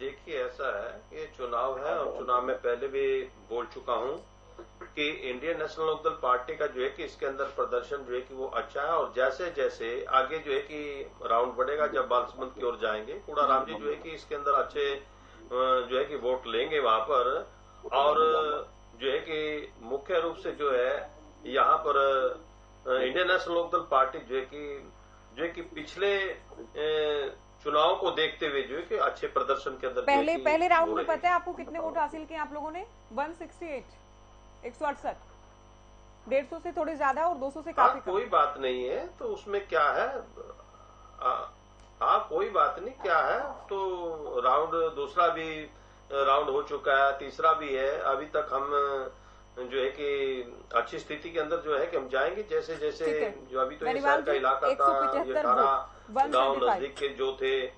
ठीक है छोटे छोटे रिएक्शन ही लेने ना। 175 बेनीवाल जी, ये तो जनता का फैसला है, जनता को मुद्दों की तरफ जाना है, जनता को परिवारवाद और ये यूटर्न आपका, ये यूटर्न आपका है ना? नहीं यूटर्न नहीं है, बिल्कुल ही हमारा अपना आकलन है कि हम पब्लिक तक पहुंचे, अपनी बात को समझाने में कामयाब रहे, और इवन बीजेपी और कांग्रेस भी हमारे मुद्दों पर चले। इन्होंने भी शिक्षा के मुद्दे को आगे लेकर के चले ये लोग, और उसके बावजूद अब जनता क्या फैसला लेती है वो जनता के हाथ में है। हमारा काम अपना था कि हम अपनी नीतियों को जनता तक पहुंचा पाए, और दूसरी पार्टियों ने हमारी नीतियों का अनुसरण किया। ठीक है शर्मा जी, एक बात तो देखिए, जैसे जैसे हम देखते हैं किसी भी चुनाव की कैंपेनिंग को हम देखें, चुनाव बदलता है, कभी कोई दिन में दो में मुकाबला होता है, कभी कोई मजबूत दिखता है, कभी कोई मजबूत दिखता है, कभी किसी का इलेक्शन अच्छा चलता है, कभी किसी का। शुरुआत में जेपी लगे दीपावली से पहले की मजबूत थे, उसके बाद सीएम साहब पहुंचे या दूसरे जो भी कारण की बड़े बड़े नेता मैदान में उतारे गए, उसके बाद लगा कि बीजेपी के उम्मीदवार अब आगे गए। कभी किसी ने कहा कि मार्जिन बहुत कम होने वाला है, कभी किसी ने कहा कि साइलेंट वोटर्स हैरान कर सकते हैं, लेकिन अब तक के दोनों राउंड ये कहते हैं कि मुकाबला कड़ा तो होगा। मैंने पहले ही बात बताया कि हरियाणा की जो राजनीति है उसमें दो राय नहीं है, चाहे माने या ना माने, अभी मुद्दों पे राजनीति नहीं आ रही है। बिल्कुल, और मुद्दों पे राजनीति नहीं आती है, इसके बाद जो हमारा कास्ट वोट सिस्टम है, जातीय वोट सिस्टम है, उसमें अब इन दोनों पार्टियों ने, जो बड़ी पार्टियां हैं बीजेपी और कांग्रेस, इन्होंने कास्ट वोट का ध्रुवीकरण जाट नॉन जाट के ऊपर कर दिया है। जो पहले अलग अलग हुआ करता था, उसमें बीसी अलग था, एससी अलग था, और अब उसको इन्होंने जाट और नॉन जाट में पिछले 5-7 साल की इस राज्य की व्यवस्था में, सरकार की व्यवस्था में यहाँ इसको ले आए हैं। इस सर्कल में जो है ना, जो हमारी एक पार्टी का सिस्टम है वो मुद्दों से हट जाता है, और मुद्दों से हट जाता है तो आम आदमी पार्टी का सिस्टम वहां नहीं चल पाता। वो आम आदमी शिक्षा चिकित्सा जैसा उन्होंने अपना मुद्दा उठा रखा उस पर नहीं आ रहा। चलिए सर, एक ब्रेकिंग इस वक्त हमें मिल रही है, उससे हम अपने दर्शकों को रूबरू करा दें। पहले राउंड में बीजेपी को 60.76% वोट मिले। ये पहले राउंड का वोट प्रतिशत की हम बात कर रहे हैं, तो 60+ के ये पहले राउंड में बीजेपी को 60.76% वोट मिले हैं, करीब करीब 61% इसको आप कह सकते हैं। तो पहले राउंड में तो भव्य आगे है ही, और इतने आगे हैं कि दूसरे में भी कवर नहीं कर पाएंगे जेपी। कांग्रेस को 33.87%, यानी आधे से थोड़े ज्यादा वोट मिले हैं। 60 से अधिक मिले हैं बीजेपी को, भव्य को। कांग्रेस को 33.87 यानी करीब 34% वोट हासिल हुए हैं। ये हमने प्रतिशत बताया है, क्योंकि अब ऑफिशियल जानकारी हमारे पास आ गई है, और इससे पहले हमने आपको वोट भी बता दिए थे कि कितने वोट मिले हैं भव्य को, जेपी को कितने मिले हैं। तो एक बार फिर से आप फटाफट अपडेट जान लीजिए। सुबह 8 बजे से वोट काउंटिंग जारी। पहले बैलेट पेपर काउंट किया गया, उसके बाद ईवीएम खोली गई। 2 राउंड का जो आप कह सकते हैं रुझान सामने आ चुका है। दोनों में बीजेपी उम्मीदवार भव्य कुल मिलाकर आगे गए। दूसरे जो चरण था, दूसरा जो राउंड था, उसमें हालांकि जेपी ने लीड हासिल की है, लेकिन कुल मिलाकर दोनों राउंड के बाद भव्य आगे है। शर्मा जी, बात पूरी कीजिए। तो मैं आपसे बात कर रहा था ज्योति मैम की भी, ये जो सिस्टम है हमारा, इसको अगर हम इसी कास्ट की, दोनों पार्टियों का प्रयास यही रहेगा कि ये इसको कास्ट बेस के ऊपर चलाते रहेंगे, और बीजेपी का प्रयास नॉन जाट के ऊपर रहेगा, और कांग्रेस कोशिश करेगी कि भी इसको कहीं न कहीं जो नॉन जाट का, जाट वोट का जो सिस्टम है, क्योंकि वो हुड्डा की राजनीति हो रही है जी। सारी की सारी कांग्रेस जो है बेस वो हुड्डा बेस है, कि हुड्डा के चारों तरफ ये जो बाकी इनके स्टालवर्ड नेता हैं उनकी अभी इतनी पूछ नहीं हो पा रही, या उनको अभी उसमें इतनी अहमियत नहीं है, सारा ही जुट। अच्छा, हुड्डा जब सामने आता है तो जाट वोट का ध्रुवीकरण होता है, वो एक ही आवाज उठाते हैं कि मैं हूं तो आप, और आप हैं तो हम हैं। तो इस आवाज के साथ वो अगर ध्रुवीकरण कामयाब रहे तो, और लोकदल उसमें कुछ आगे बढ़ने की दिखाई देगी, तो फिर कांग्रेस को नुकसान है और बीजेपी को उधर बढ़त नहीं। ये बिल्कुल गर्ग साहब, उम्मीदवार तो आपके जेपी हैं, लेकिन हम बार बार ये कहते रहे कि भूपेंद्र हुड्डा ने बिल्कुल खुद को उम्मीदवार मानकर के इलेक्शन को फाइट किया है, और जितनी अच्छी कैंपेनिंग हुई उसका क्रेडिट कहीं ना कहीं बड़े हुड्डा या दीपेंद्र हुड्डा को जाता है, इसमें भी कोई दो राय नहीं है फैक्चुअल के। और ये सबसे बड़ी परीक्षा भी भूपेंद्र हुड्डा की है, कुलदीप बिश्नोई की तो है कि, साथ ही भूपेंद्र हुड्डा की बहुत बड़ी परीक्षा, उनका आगामी भविष्य राजनीतिक क्या रहेगा, 2024 में कितना फ्री हैंड उनको मिल पाएगा, उनकी एक्सेप्टेंस कितनी है हिसार जैसे क्षेत्रों में, ये भी कहीं ना कहीं ये उपचुनाव डिसाइड करने वाला है। ज्योति जी, पहले तो मैं जो शर्मा जी ने जो बात कही है उस बात का मैं समर्थन करता हूँ, बड़ी सही बात कही है। भारतीय जनता पार्टी हमेशा जात पात का खेल खेलती है, उनका मुख्य उद्देश्य यही है हरियाणा में भाईचारा खराब करे। के लिए भी कहा कि भूपेंद्र हुड्डा ही कहते हैं आप हैं तो मैं हूं, मैं हूं तो आप हैं। ज्योति जी, दोनों बातों पसंद आती है उस बात को पिक कर लेते हैं। नहीं पसंद नहीं, मैं दोनों बातों पर आ रहा हूँ। मैं क्या बताना चाहता हूँ, अगर वहाँ जाट नॉन जाट का खेल बिल्कुल खुले तौर पर भारतीय जनता पार्टी ने खेला, कुलदीप ने भी खेला, उनकी हमेशा राजनीति यही रही है जाट नॉन जाट की, वही विचार भारतीय जनता पार्टी के थे, वही कुलदीप के थे। अगर वो कार्ड चला है तो हमें निश्चित तौर पे नुकसान होगा कि जाट वोट कम है, नॉन जाट वोट ज्यादा है, मगर मुझे लगता नहीं। आप लोगों ने भी तो दलित कार्ड चलने का प्रयास किया, आप लोग भी तो, ठीक है, इस बात का आंसर मैं लूंगी चौहान साहब से। वीरेंद्र चौहान साहब, दलित कार्ड तो चलने का प्रयास किया, उदय भान बार बार ये कहते रहे कि मैं दलित हूँ, मुझे प्रदेश अध्यक्ष बनाया, तो कुलदीप बिश्नोई पार्टी छोड़कर चले गए।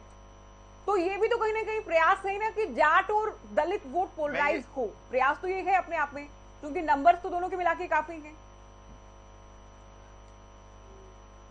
एक बात सबको याद होगी, और नहीं है तो मैं याद कराना चाहता हूं। गर्ग साहब ये कह रहे हैं कि भारतीय जनता पार्टी जाट नॉन जाट की राजनीति करती है, और कांग्रेस ऐसा कुछ नहीं करती। तो अपने गिरेबान में ईमानदारी से झांकने का प्रयास करना चाहिए। हकीकत ये है कि कांग्रेस ने, जो कि इस देश में सबसे ज्यादा समय सत्ता में रही है, उसने पहले दिन से मुस्लिम तुष्टीकरण और अलग अलग राज्यों में अलग अलग जाति की राजनीति खुले आम की है। हम एक नेता का, जो हरियाणा के मुख्यमंत्री रहे हैं भूपेंद्र सिंह हुड्डा, इस चुनाव में वो बड़ा फैक्टर थे। वो और उनके पुत्र दोनों धरातल पर काम कर रहे थे। उन्होंने रोहतक और आसपास के क्षेत्र में खुले आम सरेआम वो जाट गैर जाट की राजनीति की। भजनलाल उनकी पार्टी के नेता थे, तो चौधरी भजनलाल के विरुद्ध वो जाट समुदाय को पोलराइज करने के लिए कौन सी भाषा, कौन से शब्द, ये नहीं है, सब कुछ रिकॉर्ड पर है। तो ये कहना कि कांग्रेस जाति की राजनीति नहीं करती, ये गलत है। भूपेंद्र सिंह हुड्डा जी ने तो मुझे ध्यान है कि 14 के चुनाव से पहले अलग-अलग कांग्रेस के अलग-अलग नेता अलग-अलग जातियों की राजनीति करते हैं। एक कंप्लीटली के देना पार्टी की विचारधारा ये तो है। सब पार्टियों में, सब पार्टियों में नहीं। ज्योति जी प्लीज, ज्योति जी आप एग्री करेंगे इस बात से? सुनिए ना ज्योति जी, सब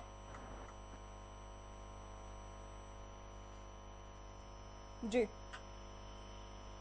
चलिए, ऑडियो को लेकर एक बार फिर से दिक्कत है सर, आप अगले उत्तर में ये बात बताइएगा आप क्या कहना चाह रहे हैं। तो जाखड़ साहब, आप क्या कहेंगे? अब तक जो परिणाम सामने आए थे, पहले राउंड में लीड हासिल कर ली और जेपी दूसरे राउंड में जेपी आगे निकले। अब तीसरा राउंड में इस बात का इंतजार रहेगा कि तीसरे राउंड में क्या कोई फेरबदल होने वाला है? मैं दो चीज़ों को क्लियर करना चाहूँगा। पहली बात, गठबंधन को जो है 36 बिरादरी के वोट मिले नजर है, और ये आपके 60% का जो आंकड़ा आप दिखा रहे हो पहले राउंड में, ये आंकड़ा ये बता रहा है कि ये 36 बिरादरी का वोट गठबंधन को मिले नजर है। ऐसा कुछ भी नहीं है वहाँ पे कि जाट और नॉन जाट का वहाँ पे कोई पोलराइजेशन हुआ हो।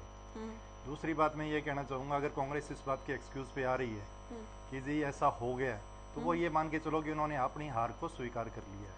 मैंने नहीं कहा ऐसा हो गया। नहीं, अगर आप ये कह रहे हो कि सिर्फ जाट और नॉन जाट का पोलराइजेशन हो गया है और जाटों के वोट कम है, फिर तो आप कहीं स्टैंड ही नहीं करे, फिर तो आप 30,000 से नहीं 35,000 से आ गए। अगर ऐसा हो गया, मतलब अगर ये एक्सपेक्टेशन कर रहे हैं, इनको इस बात के ऊपर तो जाना ही नहीं चाहिए। 36 बिरादरी का वोट जो है, मैं तो ये मानता हूँ कि बीजेपी को भी मिल रहा है, और कम मिले ज्यादा मिले कांग्रेस को भी मिल रहा है। कांग्रेस के अंदर भी जाट गैर नॉन जाट सारे हर तरीके के नेता हैं, और गठबंधन की जो हमारी प्रत्याशी है भव्य, उनको 36 बिरादरी के वोट मिलेंगे। जाटों के अंदर भी उनको खास तौर पे बहुत अच्छा वोट बैंक मिलेगा, और जो जननायक जनता पार्टी का वोट बैंक है वो पूर्ण रूप से 36 बिरादरी का गठबंधन के प्रत्याशी को ट्रांसफर हो रहा है। और कम से कम ठीक है, आप बचिए मत सवाल से। क्या कुलदीप बिश्नोई को आप भी जाट मानते हैं? आपकी पार्टी नहीं, जो वो बात कह रहे थे वो पूर्ण रूप से वैसे तो सत्य है कि बेसिकली ये भी जाट हैं, और ये बाद में जम्बेश्वर जी महाराज आए थे जिन्होंने 29 नियम बनाए, जिसको 20 और 9 नियम माना जाता है। जिन लोगों ने उन नियमों को मानना शुरू कर दिया वो बिश्नोई कहलाए। ये बात ठीक है जी सर, बहुत शुक्रिया, आपने वक्त दिया हमें। तो आप ही की पार्टी से विभा पांडे जी हमारे साथ जुड़ेंगे भी स्टूडियो में, और दूसरे सभी प्रवक्ता अभी हमारे साथ हैं, एक्सपर्ट भी हमारे साथ हैं। रणवीर शर्मा जी, ये लड़ाई कहीं ना कहीं एक परिवार की लड़ाई भी इसको कह सकते हैं, जो परिवार पीढ़ियों से, देखिए शायद ही कोई ऐसा परिवार देश में होगा जो लगातार जीतता आया, 68 के बाद लगातार जीतता आया, तो उस विरासत को बचाना भी ये बड़ी जिम्मेदारी भव्य के कंधों पर होगी इस बार।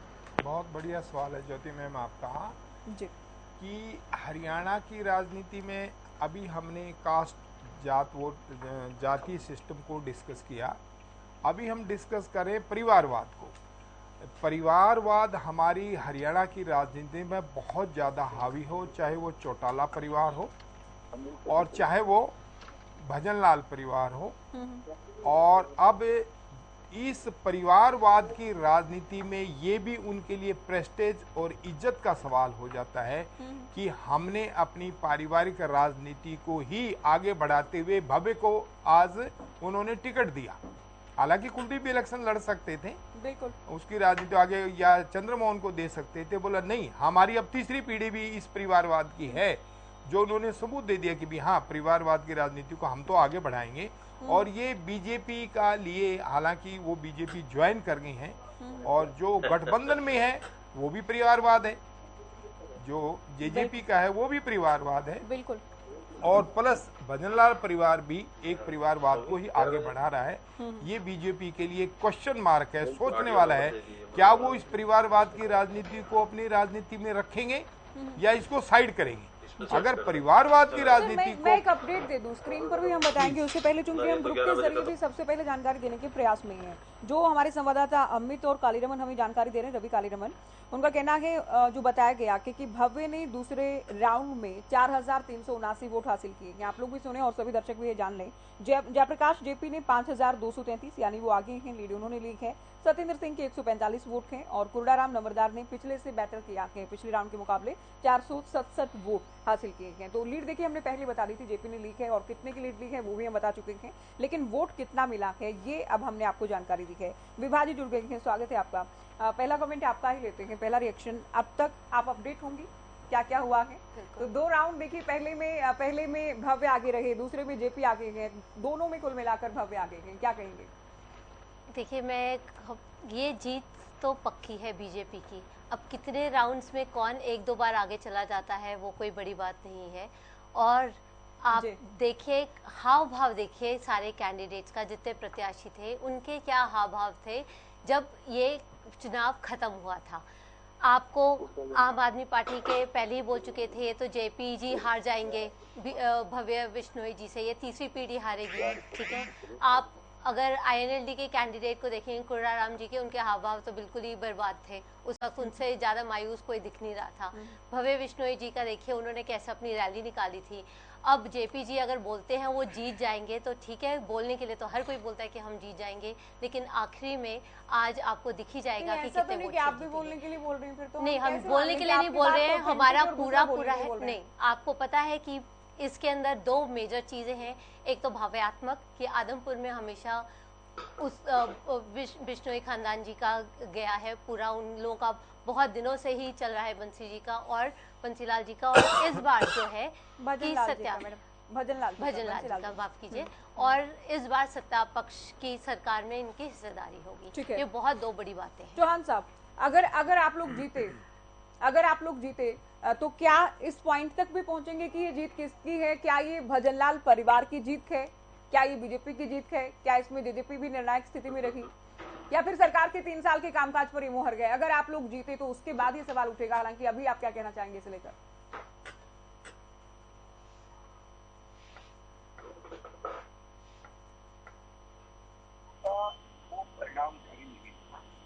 बहुत सारे फैक्टर मिलकर चुनाव में हार या जीत का फैसला करते हैं। जब हम इस चुनाव का विजय श्री हासिल करने के बाद आपके साथ बात करेंगे और आप यही प्रश्न पूछेंगे तो आपने एडवांस में पूछ लिया है, उत्तर यही होगा। और अभी भी उत्तर यही है कि इस चुनाव में भव्य बिश्नोई जनता के सामने थे, उनके पास अपने परिवार की दशकों पुरानी जो विरासत लीगेसी वो थी। भारतीय जनता पार्टी के नेता और कार्यकर्ता के रूप में जो लोग चुनाव मैदान में भव्य बिश्नोई के साथ प्रचार कर रहे, मुख्यमंत्री जी समेत हमारे मंत्रीगण, हमारे कार्यकर्ता, वे भारतीय जनता पार्टी की सरकार द्वारा किए गए कार्यों की फेहरिस्त लेकर के गए। हमने हरियाणा की राजनीति में क्या क्या सकारात्मक बदलाव किए हैं, कैसे प्रदेश का हरियाणा एक हरियाणवी एक के सिद्धांत के आधार पर हमने विकास कराया। परफॉर्मेंस को लेकर भी हम गए, परिवार की परफॉर्मेंस उसमें मैटर करती है।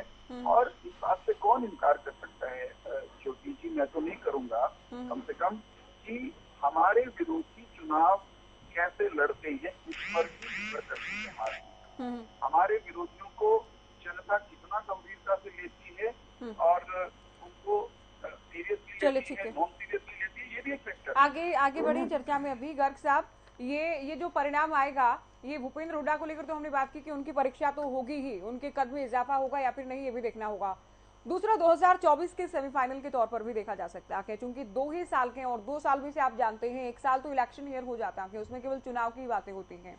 तो चुनाव भी करीब है और चुनाव पर इसका असर भी होगा, उपचुनाव का। ज्योति जी, 2024 कांग्रेस की होगा जी, और कांग्रेस की सरकार हरियाणा में बनेगी और केंद्र में भी कांग्रेस की सरकार बनेगी। देखिए, बस हमेशा बाई इलेक्शन आपने देखा है सरकार का होता है, मगर जिस प्रकार बड़ौदा के अंदर भी हम भारी बहुमत से जीते, पहले से ज्यादा वोटों जीते। एलनाबाद इनेलो जीती और आदमपुर भी हम जीते जा रहे हैं। आदमपुर भी आप लोगों के आशीर्वाद से, जनता के आशीर्वाद देखिए अभी तीसरे राउंड की बारी है। अपडेट हमें मिल रही है इस वक्त की, एक बड़ी खबर आपको बता रहे हैं आपकी टीवी स्क्रीन पर। ये बड़ी खबर आप देख सकते हैं, वोट काउंटिंग से जुड़ी, रुझानों से जुड़ी तीसरे राउंड के आंकड़े भी सामने आ गए हैं। तो सबसे पहले और प्रयास है कि सबसे सटीक आंकड़े हम आप तक पहुंचाएं। तीसरे राउंड की वोट काउंटिंग पूरी। भव्य को 6,855 वोट मिले हैं। जेपी को जो मिले हैं वो आपको निराश करने वाले हैं गर्ग जी, क्योंकि काफी बड़ा ये अंतर है। 2598 वोट हासिल कर पाए हैं तीसरे राउंड में। तो लीड जो है वो 4257 वोट की। तो भव्य एक बार फिर से, और देखिए ये इंटरेस्टिंग है कि भव्य ने अब तक जिन 2 राउंड में ये लीड हासिल की है वो दूसरे राउंड की जो पीछे रहे या जेपी की जो विनिंग लीड रही उसके मुकाबले कहीं ज्यादा है। तो भव्य बिश्नोई ने तीसरे राउंड में भी लीड बना ली है। पहले में भी अच्छी लीड बनाई, तीसरे में भी। जेपी हालांकि बीच में दूसरे राउंड में कवर करने में कामयाब रहे, लेकिन वो केवल दूसरे राउंड के लिए ही था। पहले और तीसरे राउंड के मुकाबले उनका काफी, आप कह सकते हैं कि जो मार्जिन था या लीड थी वो काफी कम रही। गर्ग जी क्या कहेंगे अब तीसरा राउंड? जेपी पीछे। तीसरा राउंड जो आया है मेरे हिसाब से ये सदलपुर साइड का आया है जी, जहाँ पर उनका गढ़ माना जाता है और लगभग बिल्कुल। देखिए मैं आपने कहा तो मैं बता देती हूँ, ये सदलपुर के तीसरा राउंड जो है सदलपुर में, बिल्कुल ठीक आप कह रहे हैं। बूथ नंबर के 29, 30, 31, 32, 33, 34, 35, 36, 37, 38, चूली भी इसमें शामिल है और बागड़िया भी इसमें शामिल है। ये है तीसरा राउंड। जहाँ तक मैं समझ गया था कि वहाँ हम लीड मान रहे थे, भारी तादाद के अंदर वहाँ उनकी लीड मान रहे थे। जो उनका गढ़ है वहाँ पर हमें पता था कि ये जो पूरा एरिया है इसके अंदर हम समझते थे 10 और 15 हजार से इनकी लीड होगी। और जो परली साइड जो हम मानते हैं वो हम मानते थे 25,000 की लगभग हमारी। देखो सर्वे होता है, अंदर का किसी को कुछ कह नहीं सकते। वोटर जो है आजकल बहुत शाना है, हर एक व्यक्ति कहता है हाँ भी तुझे दूंगा, नारता किसी को नहीं है। मगर जो लोगों के फेस से, जो लोगों से कंपेनिंग से पता लगता था कि इस साइड से ये इतनी लीड लेंगे, इस साइड से हम लीड लेंगे, हम उसी अनुमान से चल रहे थे कि हम फिर जीतेंगे। दोनों साइड हमने लगाया माइनस। ठीक है सर, अभी मैं दूसरे प्रवक्ताओं से भी रिएक्शन लूं। कुटेल जी, अभी चौहान साहब कह रहे थे कि चश्मा इनेलो का पहन लिया के कुरडाराम जी ने, कितना क्लियर देख पाएंगे? लेकिन अब तो चूंकि पॉल्यूशन भी है, विजिबिलिटी भी बेहद कम है, सर्दी का भी मौसम है, धुंध है, तो मुझे लग रहा है कि बहुत कम ही देख पा रहे हैं कुरडाराम। काफी निराश करने वाले वोट अभी तक। नहीं, ऐसा कुछ नहीं है, निराशा की कोई बात नहीं है। ये तो एक चलिए एक बार फिर से मैं अपडेट अपने दर्शकों को दे दूं। मतगणना के बाद बीजेपी 6235 वोट से आगे। तीसरे राउंड की मतगणना के बाद की हम बात कर रहे हैं, 6235 वोट से आगे भव्य आगे चल रहे हैं। लेकिन इसमें अभी गर्ग जी कह रहे हैं कि इसमें तो पहले से पता था, इसमें कुछ नया, अलग या हैरान करने वाला नहीं है कि इस राउंड में भव्य आगे रहेंगे। तो तीसरे राउंड की मतगणना के बाद का हमने बता दिया कि लीड कितनी है। तो विनिंग लीड थोड़ी देर बाद गर्ग साहब कहेंगे कि इन्हें पहले से पता था कि भव्य जीत रहे हैं, इसमें कुछ नया नहीं है, ये भी मान लेंगे गर्ग साहब। अरे कोई नई बात नहीं है, हार जीत चलती रहती है, आपको मैं भी यही कह रहा हूँ, नया कुछ नहीं है, वही होगा ना मित्र। सुनो तो ये तो और भी बड़ी बात कहेगी कि हार जीत तो चलती रहती है। अभी से आपके तो बयान में सुर बदल गए हैं गर्ग साहब। जो मैं सिर्फ एक बात जोड़ना चाहता हूँ, मुझे ये लग रहा है ज्योति जी ये गर्ग साहब ना बात नहीं करने देते दूसरे को, ये तरीका ठीक नहीं है इनका।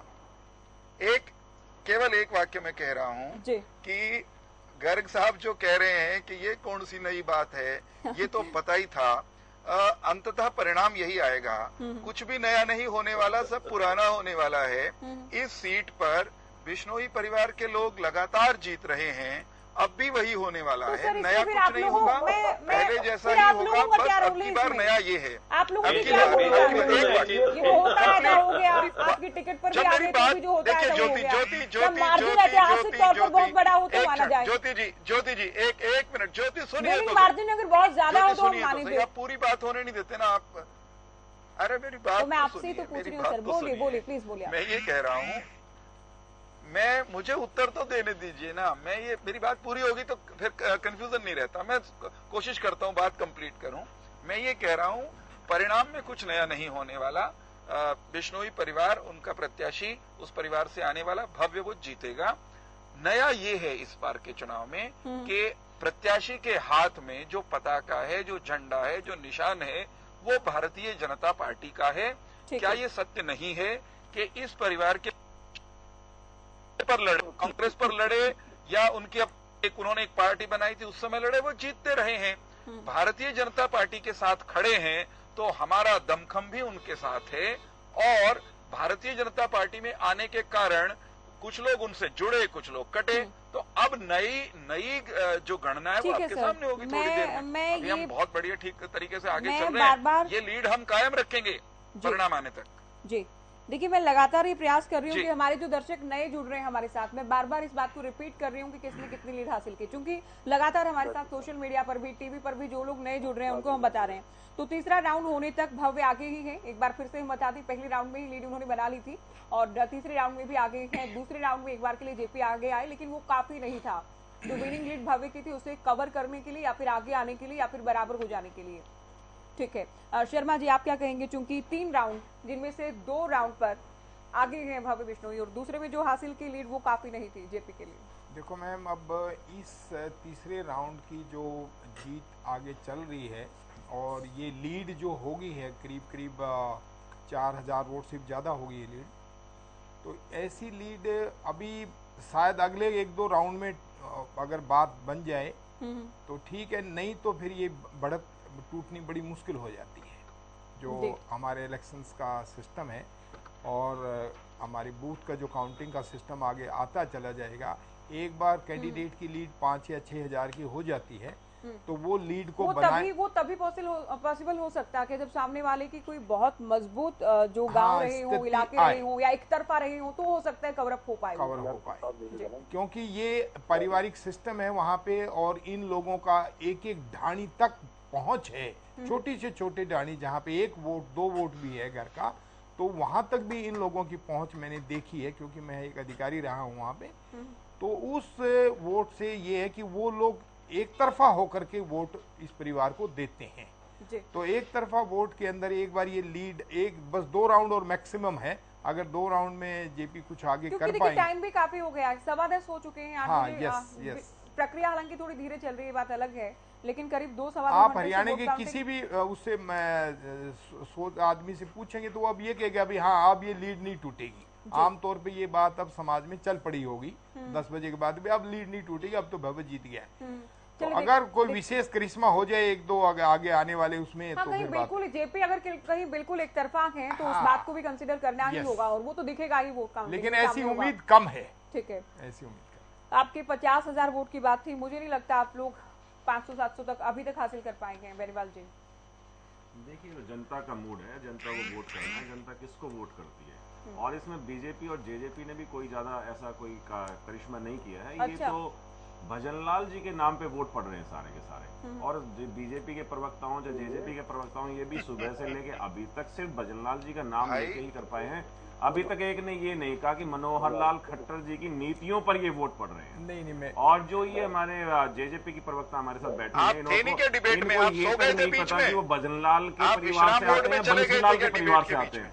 तो जिन पार्टी के नेताओं को या जिन पार्टी के प्रवक्ताओं को ये तक नहीं पता कि किस चुनाव में जा रहे हैं। आप ऐसे अगर कहेंगे तो मैं आपको बताऊं, अगर आदमपुर के मान लो अगर आज सूरज पश्चिम से निकला होता और आम आदमी पार्टी का कैंडिडेट आ गया होता तो सारा जितना भी आदमपुर की जितनी समस्याएं हैं वो आसपास के जिले को थोपी जाती और बोला जाता कि खट्टर और दुष्यंत चौटाला जी की सरकार हमें काम नहीं करने दे रही, जैसे आपने दिल्ली में किया और पंजाब में किया। एक वहाँ पर ईंट लगाई हो तो बता दें, आपको बता दूं, ये बताएं कि गठबंधन सरकार ने अभी तक आदमपुर के अंदर क्या किया है? पूरे आदमपुर के अंदर एक काम आप गिना दीजिए, आप एक काम गिना देना। काम गिनाऊं? एक गिना दो, कहीं नहीं, एक मुझे बताइए जिस दिन आपके एमएलए आप छोड़ो एक काम गिनाओ, ये छोड़ो एक काम गिनाओ, जेल से बाहर निकलेंगे आदमपुर के अंदर बीजेपी जेजेपी गठबंधन का एक काम गिनाओ, पहले एक काम गिनाओ। आम आदमी पार्टी की बात छोड़ो, आप अपना काम गिनाओ। इस बात का तब आप ये बताओ कि 17 स्कूल बंद हुए कि नहीं हुए?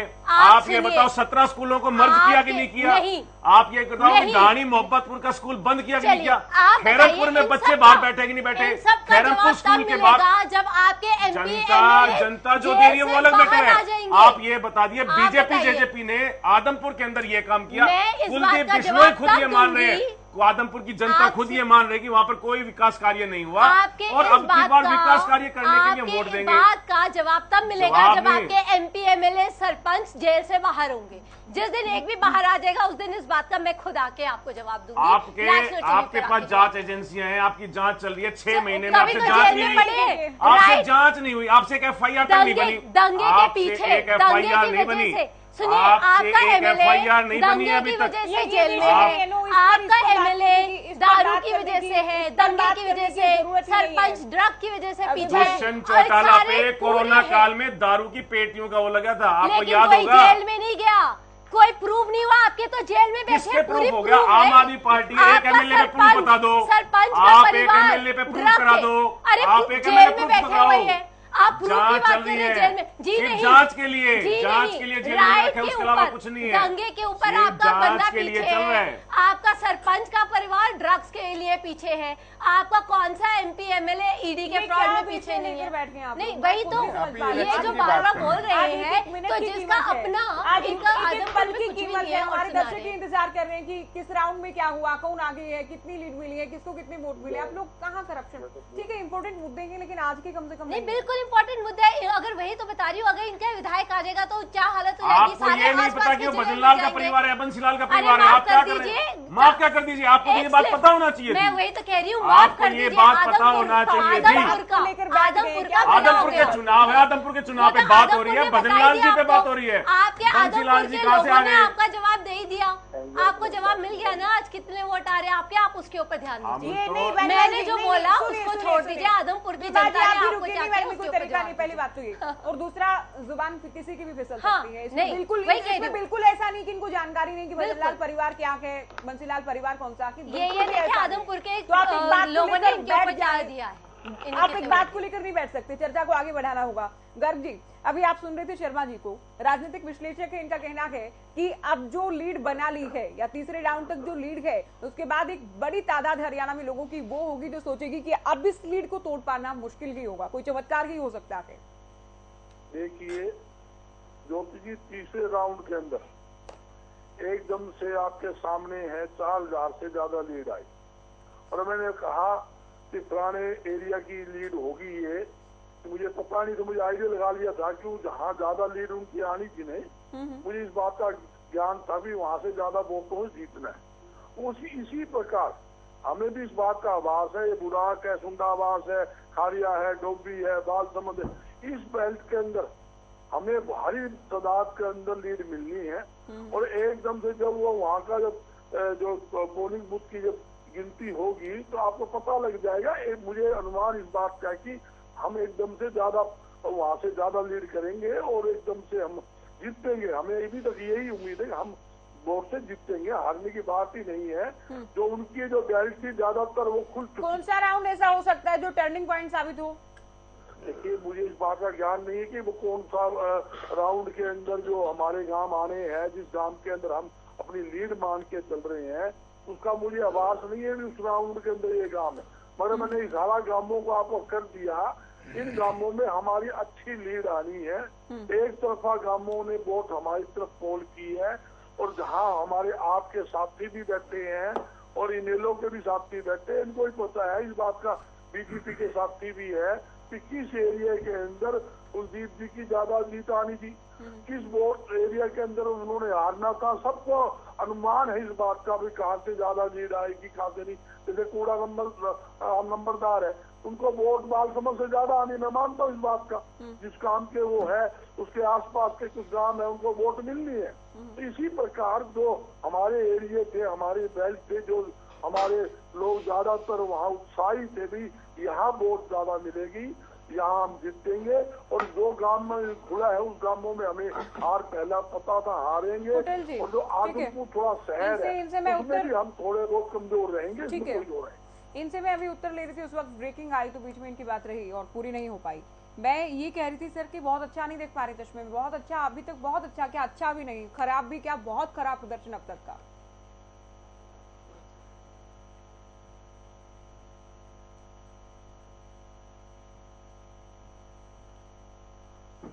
पटेल जी आपसे मेरा सवाल ये सुना आपने?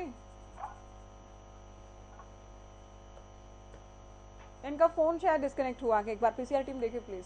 तो देखिए दूसरे प्रवक्ता भी हमारे साथ लगातार जुड़े थे, बेनीवाल जी से भी हमने सवाल पूछा। रणवीर शर्मा जी, आपने जो कहा कि अब तो कोई बड़ी बात ही हो सकती है, तो अभी गर्ग साहब भी कह रहे हैं कि कुछ गांव ऐसे हैं हमारे पास जिनको लेकर ही हम आश्वस्त थे, हम जो दावा कर रहे थे वो इन्हीं गांव के आधार पर कर रहे थे, ऐसा नहीं कि पहले दूसरे तीसरे राउंड के आधार पर हम दावा कर रहे थे जीत का।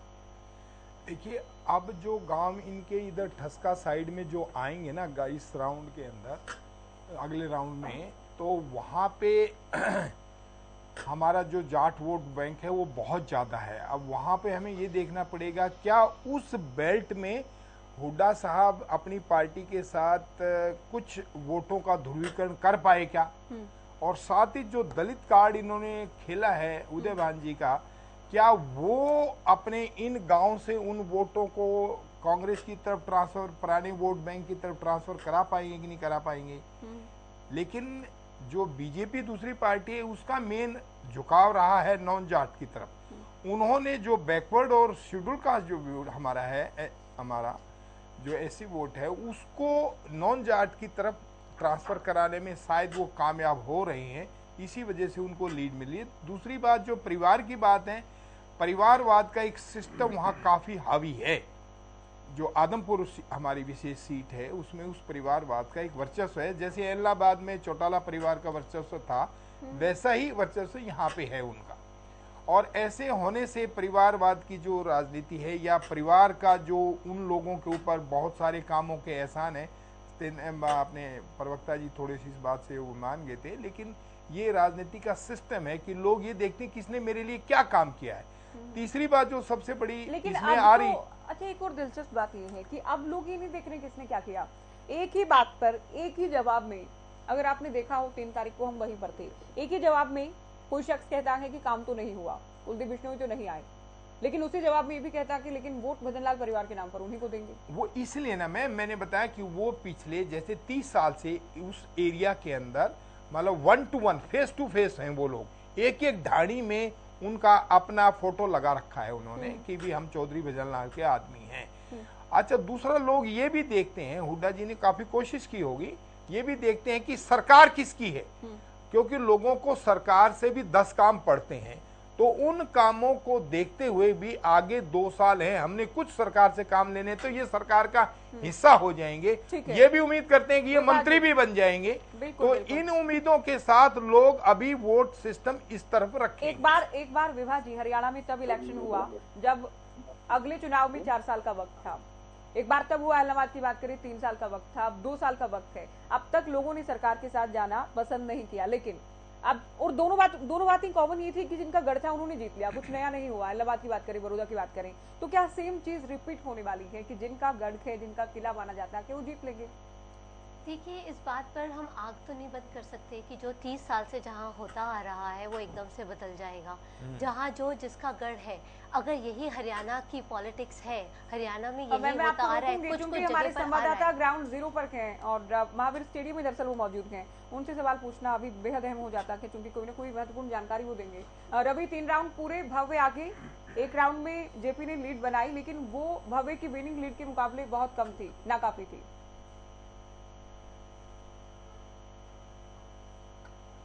ऑफिशियल अगर बात की जाए तो 3 राउंड जो हैं वो पूरे हो चुके हैं, चौथे राउंड की काउंटिंग जारी है। और अगर ऑफिशियल राउंड्स की बात की जाए तो 2 राउंड के ऑफिशियल जो है जानकारी यहाँ इलेक्शन कमीशन की तरफ से दी गई है। ऑफिशियल मैं एक बार पहले बताना चाहूँगा आपको, ऑफिशियल की अगर बात की जाए तो पहले राउंड में भव्य बिश्नोई ने 6399 वोट जो हैं वो हासिल किए, जयप्रकाश जेपी ने 3567 वोट हासिल किए, आम आदमी पार्टी के सत्येंद्र सिंह को 175 और कोडाराम नंबरदार को मात्र 168 जो वोट है वो पहले राउंड में मिल पाए हैं। अगर ऑफिशियल राउंड सेकंड की, दूसरे राउंड की अगर बात की जाए तो दूसरे राउंड में ऑफिशियल 4,379 वोट जो है भव्य बिश्नोई को मिले, 5233 वोट कांग्रेस के जयप्रकाश को मिले हैं, सत्येंद्र सिंह को 145 वोट और कूड़ाराम नंबरदार को यहाँ 467 जो वोट ये मिले हैं ज्योति। तीसरे राउंड की अगर बात की जाए तो ज्योति कहीं ना कहीं लगभग अगर अनऑफिशियल अगर बात की जाए तो लगभग 7,000 जो वोटों की जो लीड है वो भव्य बिश्नोई बनाते हुए नजर आ रहे हैं। 6105 वोट 3 जो राउंड हुए हैं उनमें और करीब पोस्टल बैलेट्स को मिलाकर करीब 7,000 की जो लीड है वो हो जाती है। तो ऐसे में अगर तीसरे राउंड की अगर सिर्फ तीसरे राउंड की बात करते हैं तो ज्योति राउंड में ये लीड हासिल कर लेना ये काफी अच्छी लीड है अपने आप में। इसको ब्रेक करना या इससे आगे निकल पाना अब जेपी के लिए मुश्किल होगा, कुछ हद तक मुश्किल होगा। अगर हाँ कहीं बिल्कुल एक तरफा से तो हो सकता है 7,000 जी बिल्कुल ज्योति। देखिए 7,000 की लीड मात्र 3 राउंड में हासिल करना एक बड़ी उपलब्धि जो है वो भारतीय जनता पार्टी की तरफ से है और कहीं ना कहीं ये भी बताया जा रहा है कि ये जो 7 राउंड की जो लीड है जहां भव्य बिश्नोई मजबूत थे तो उन राउंड्स की काउंटिंग जो है वो शुरू हुई है। तो ऐसे में कहीं ना कहीं ये लीड्स आगे कितनी बढ़ेंगी कितनी घटेंगी, क्योंकि दूसरे राउंड की अगर बात की तो जयप्रकाश की तरफ से जो लीड है वो ली गई थी दूसरे राउंड में, करीब 800 कुछ वोटों की जो लीड है जयप्रकाश ने दूसरे राउंड में जो है बढ़त जो है वो बनाई थी। लेकिन पहले और तीसरे राउंड की अगर बात की जाए तो भव्य बिश्नोई आगे निकलते हुए नजर आए और इसके अलावा पोस्टल बैलेट की अगर बात की जाए तो तीनों राउंडों को मिलाकर करीब 7,000 की जो लीड है वो भव्य बिश्नोई की है। तो ऐसे में कहीं ना कहीं देखने वाली बात ये होगी अब कौन कौन से ऐसे जो क्षेत्र हैं जिस क्षेत्र में जो है भव्य बिश्नोई आगे थे तो एकदम से लीड और बढ़ेगी। अगर बालसमंद का जो जोन है, बालसमंद के आसपास के जो गांव हैं, अगर उसकी काउंटिंग अगर होती है आगे तो उसमें कहीं ना कहीं जिस प्रकार से कहा जा रहा था कि जयप्रकाश की अच्छी बढ़त जो है वो हो सकती है। तो देखने वाली बात ये है कि 7,000 की 3 राउंड में एक काफी अच्छी बढ़त जिसको हम कह सकते हैं वो भव्य बिश्नोई बनाते हुए नजर आ रहे हैं। जी अभी आप ये भी बताएं कि क्या सभी उम्मीदवार या फिर सभी प्रमुख दलों के उम्मीदवार हैं, क्योंकि बहुत बार ये होता है जिनको लगता है कि हम मुकाबले में ही नहीं है बहुत जल्दी घर निकल जाते हैं, क्या अभी दूसरे उम्मीदवार जिसमें आप सत्येंद्र सिंह की बात करते हैं, कूड़ाराम की बात करते हैं, वो भी हैं किसी उम्मीद के साथ वहां पर? बिल्कुल बिल्कुल ज्योति। देखिए सभी उम्मीदवार जो हैं काउंटिंग सेंटर के अंदर मौजूद हैं, चाहे भव्य बिश्नोई की बात करें, जयप्रकाश की बात करें या फिर कूड़ाराम नंबरदार या सत्येंद्र सिंह आम आदमी पार्टी के हैं। आम आदमी पार्टी के सत्येंद्र सिंह की तरफ से ये भी कहा गया है ज्योति कि ये सिर्फ 2 से 3 राउंड की जो काउंटिंग हुई है अभी इसके नतीजे हैं, बाकी के 13 से 14 राउंड जो होने हैं वो अभी बाकी हैं। तो ऐसे में कहीं ना कहीं आम आदमी पार्टी जो है बेहतर करेगी और कहीं ना कहीं जीत की बात जो है सत्येंद्र सिंह अब भी यहाँ करते हुए नजर आ रहे हैं। इसके अलावा अगर बात की जाए बड़ी खबर हम दर्शकों को बता दें, चौथे राउंड में बीजेपी लीड तो हासिल की है लेकिन बिल्कुल बहुत कम इसे कहा जाएगा, लेकिन हाँ ये आगे हैं और पिछले 3 राउंड की जो लीड थी उसमें थोड़ी बिल्कुल नाममात्र की बढ़ोतरी जरूर है। भव्य को 4566 वोट मिलेंगे लेकिन जेपी ने बहुत कड़ी टक्कर यहाँ पर दी है। चौथे राउंड में जेपी टक्कर दे रहे हैं 4478 वोट और 88 वोट की विनिंग लीड। ये बिल्कुल कोई लीड नहीं कही जा सकती, लेकिन इतना जरूर है कि भव्य ने इसे कायम रखा है, जो मोमेंटम अब तक बनाया है उसे भव्य कायम रखने में कामयाब हुए हैं। रवि देखिए क्या अभी तक क्या हुआ, पहले राउंड में भव्य आगे, दूसरे में जेपी थोड़े आगे, तीसरे में फिर से भव्य आगे, चौथे में बिल्कुल नाममात्र आगे। बिल्कुल ज्योति। देखिए कहीं ना कहीं अगर बात की जाए चौथे राउंड ये भी अनऑफिशियल जरूर है, हमारे जो सूत्र हैं अंदर जो बैठे हैं उनकी तरफ से ये जानकारी जो है हमें हरियाणा न्यूज पर सबसे पहले अपने दर्शकों को जरूर बता रहे हैं, लेकिन ऑफिशियल जब आएगा तमाम पुष्टि तब होगी। लेकिन अभी तक के जितने भी राउंड हुए हैं हरियाणा न्यूज ने जो जानकारी दी है वो बिल्कुल सटीक पाई गई है। और चौथे राउंड की अगर बात की जाए ज्योति तो भव्य बिश्नोई 4566 वोट जो लेकर इस चौथे राउंड में आए हैं और कहीं ना कहीं जयप्रकाश की तरफ से 4478 मात्र 88 वोटों की जो लीड है वो भव्य बिश्नोई ने चौथे राउंड में ली है। यही मैं अब बात कर रहा था ज्योति, अगर बालसमंद का एरिया अगर खुलता है तो कहीं ना कहीं कुलदीप बिश्नोई या भव्य बिश्नोई के लिए थोड़ी सी मुश्किल साबित हो सकती है, जेजेपी के लिए थोड़ा सा निराशाजनक प्रदर्शन वहां हो सकता है। लेकिन कहीं ना कहीं अगर बात की जाए आदमपुर जोन की, जब आदमपुर जोन की काउंटिंग होगी तो एक तरफा जो बढ़त जाए वो कुलदीप बिश्नोई या भव्य बिश्नोई या भारतीय जनता पार्टी लेती हुई नजर आएंगी, क्योंकि देखिए पूरा इलेक्शन कुलदीप बिश्नोई और भव्य बिश्नोई जो है एक गढ़ के रूप में देख रहे थे। एक भजनलाल परिवार का जो गढ़ है पिछले 54 साल से लगातार यहाँ से वो विजय होते हुए आए हैं। तो ऐसे में आदमपुर की जनता जो है लगातार उनको एक बेहतर जो है मत देकर उनको विधानसभा या फिर लोकसभा में भेजती रही है। तो ऐसे में कहीं ना कहीं अगर इस इलेक्शन की बात की जाए तो काफी टफ मुकाबला होने वाला है। जिस प्रकार से आकलन किया जा रहा था कि भव्य बिश्नोई जो है वो एक तरफा, जिस शुरुआत में कहा जा रहा था कि 20 से 25,000 की जो लीड है वो तो यहाँ कम से कम नहीं नजर आ रही, लेकिन कहीं ना कहीं जिस प्रकार से रुझान आ रहे हैं, जिस प्रकार से नतीजे आ रहे हैं चौथे राउंड के नतीजों की अगर बात की जाए तो ज्योति मात्र 88 वोट, बहुत कम जो लीड है वो चौथे राउंड में भव्य को मिली है। लेकिन ये देखना होगा बालसमंद जोन और आदमपुर जोन में कौन किसको कितनी फाइट देता है। दोनों का निर्णायक जो है सफर वहां से शुरू होगा। अगर बालसमंद जोन में कुलदीप बिश्नोई, भव्य बिश्नोई, बीजेपी की तरफ से अच्छा प्रचार किया गया है, अच्छी तरफ से कैंपेनिंग की गई है, तो कहीं ना कहीं वो वोट लेने में हासिल होंगे। और आदमपुर की अगर बात की जाए तो आदमपुर लगातार बचनलाल परिवार के साथ रहा है। आपके पास जैसे ही कोई अपडेट हो आप बताइएगा, और हमारी प्राथमिकता भी है क्योंकि आप ग्राउंड पर गए और दर्शक सुनना भी चाहते हैं कि क्या अपडेट, क्या आपके पास कोई भी अपडेट हो आप जल्दी से जल्दी हमें बताइएगा। आपके पास फिर से आएंगे। गर्ग साहब क्या कहेंगे? चौथे राउंड में लीड तो ये केवल 88 आप कह सकते हैं वोट की लीड है, लेकिन लीड तो जरूर है, जेपी आगे नहीं निकल पाएंगे। ज्योति जी, जिस प्रकार रवि भाई ने बताया ये हकीकत है, ग्राउंड स्तर के ऊपर जो बेल्ट मैंने आपको बताई थी वही बेल्ट रवि जी बता रहे हैं जी। उस बेल्ट के गिनती होनी बाकी है। उसके बाद थोड़ा इसका सिस्टम बनना शुरू होगा, भी पता लगेगा भी कितनी वोटों से हम वहां जीतते हैं। उसके बाद थोड़ा सा इनका आपसी तालमेल का पता लगेगा भी कौन आगे निकलने वाला है, कौन पीछे रहने वाला है। जहाँ तक मैं समझता हूँ जो मैंने गांव बताए थे उन गांवों की गिनती भी शुरू नहीं हुई है। उन गांवों की गिनती शुरू होते ही आपको पता लगेगा कि हम वहाँ पर काफी भारी तादाद के अंदर जीत रहे हैं। अच्छा प्रदर्शन हमने वहाँ किया है। काफी गांव तो एक तरफा ही ऐसा माहौल था कि आपने खुद सर्वे किया है, उन गांवों में बहुत अच्छा प्रदर्शन कांग्रेस का रहा है। तो इसलिए मैं समझता हूँ कि उन एरिया के अंदर हम 25,000 से लीडिंग लेके जाएंगे। तो हम